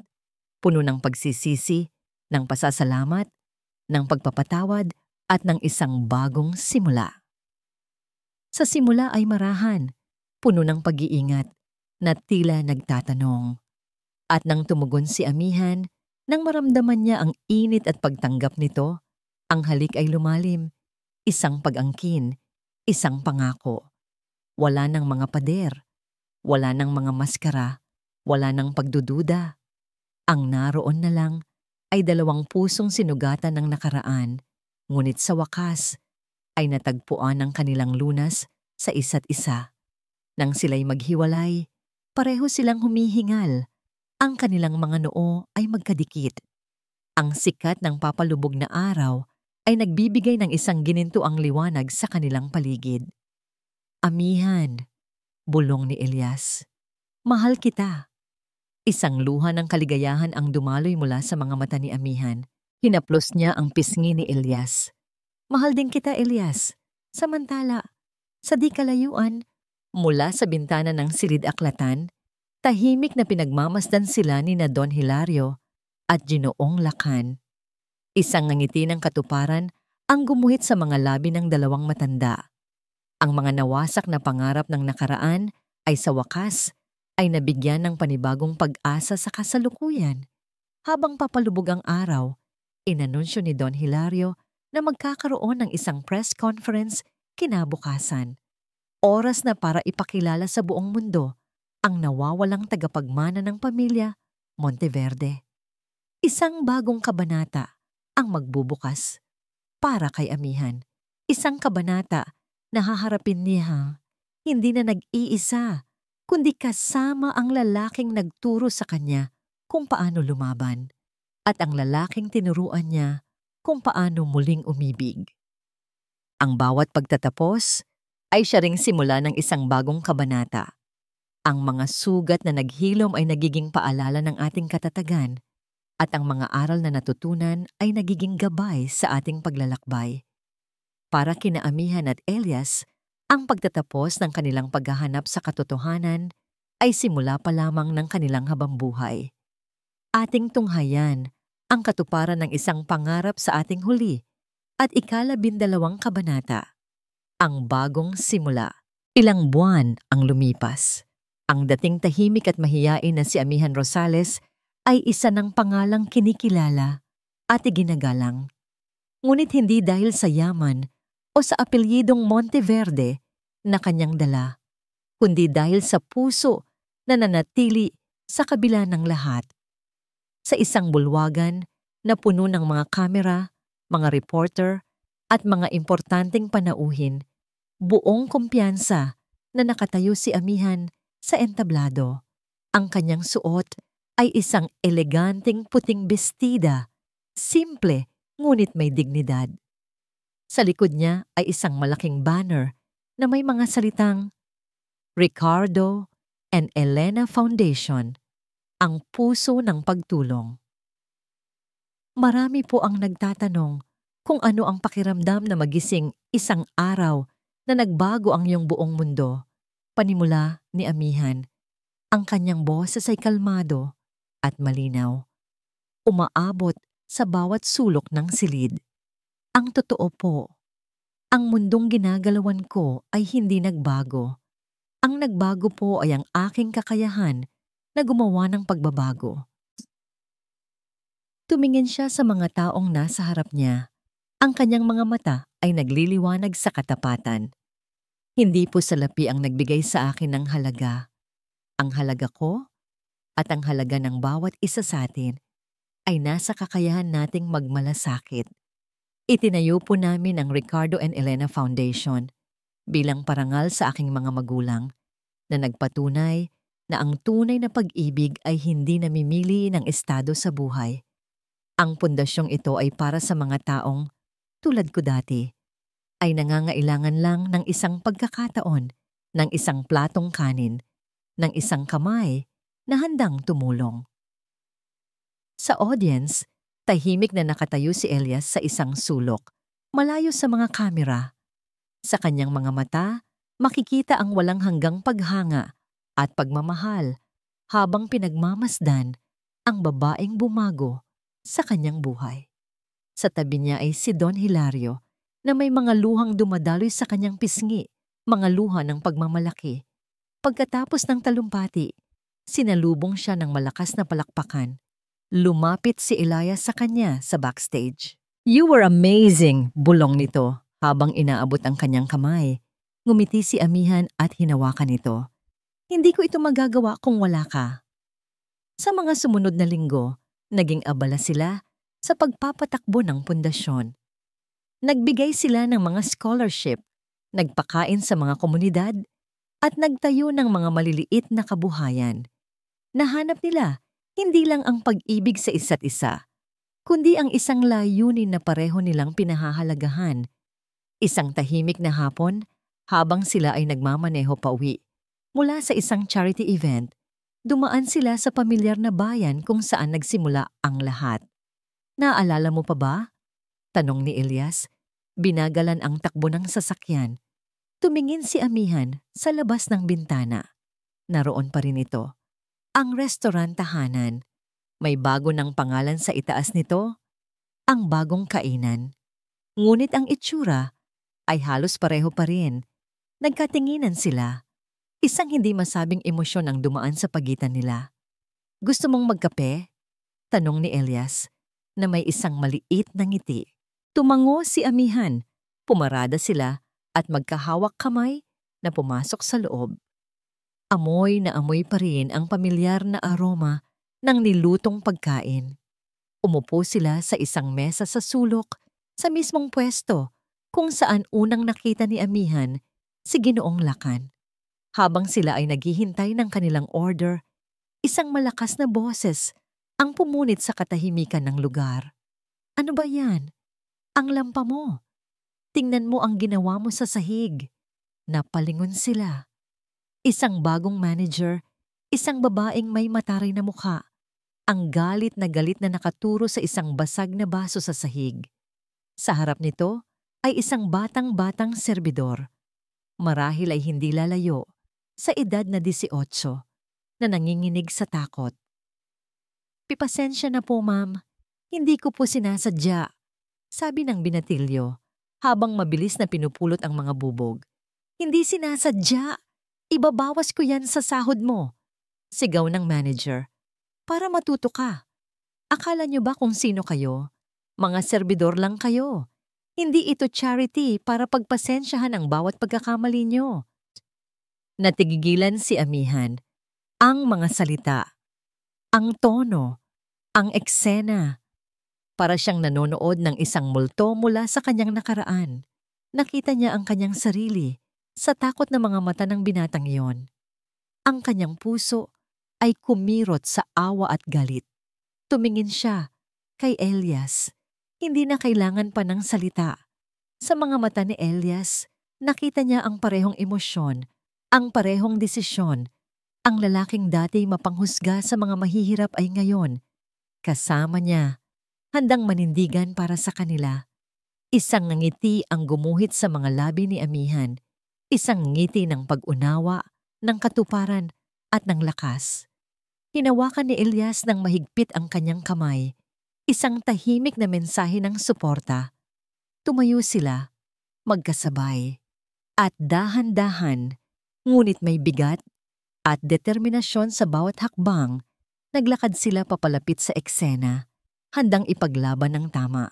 Hindi bilang mga Monteverde na mayaman at makapangyarihan, kundi bilang dalawang taong natuto sa pinakamahalagang aral sa lahat, na ang tunay na halaga ng isang tao ay nasusukat sa kung paano ito tumutulong sa mga taong hindi kayang tulungan ng kanilang mga sarili. Ang kanilang bagong simula ay nagsimula na. At dito po nagtatapos ang kwento ni Amihan at Elias. Mula sa kaibuturan ng aking puso, isang taos-pusong pasasalamat sa inyong lahat. Salamat sa pagsama ninyo sa bawat kabanata, sa bawat luha, sa bawat ngiti at sa bawat tibok ng puso. Habang isinusulat ko ang paglalakbay ni Amihan, naramdaman ko ang kanyang pighati at ang kanyang katatagan. At sa pagbabago ni Elias, nakita ko na ang isang pusong nasugatan ay may kakayahan pa ring magmahal muli. Ang kanilang kwento ay isang paalala para sa akin at sana para na rin sa inyo na ang kabutihan ay hindi kailanman nawawalan ng halaga.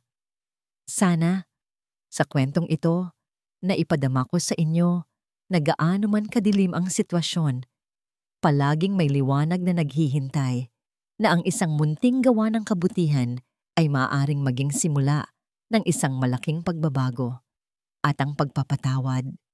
Iyon ang tunay na susi sa isang payapang bukas. Ngayon, nais ko namang marinig ang inyong boses. Para sa inyo, ano ang pinakamahalagang aral na iniwan ng kanilang pag-iibigan? Aling bahagi ng kanilang paglalakbay ang pinakatumatak sa inyo? Ang inyong mga saloobin ay mahalaga dahil ang kwentong ito ay hindi lamang sa akin, kundi sa atin na. Muli, maraming salamat sa pagiging bahagi ng kwentong ito. Hanggang sa ating muling pagsasama sa susunod na paglalakbay ng puso.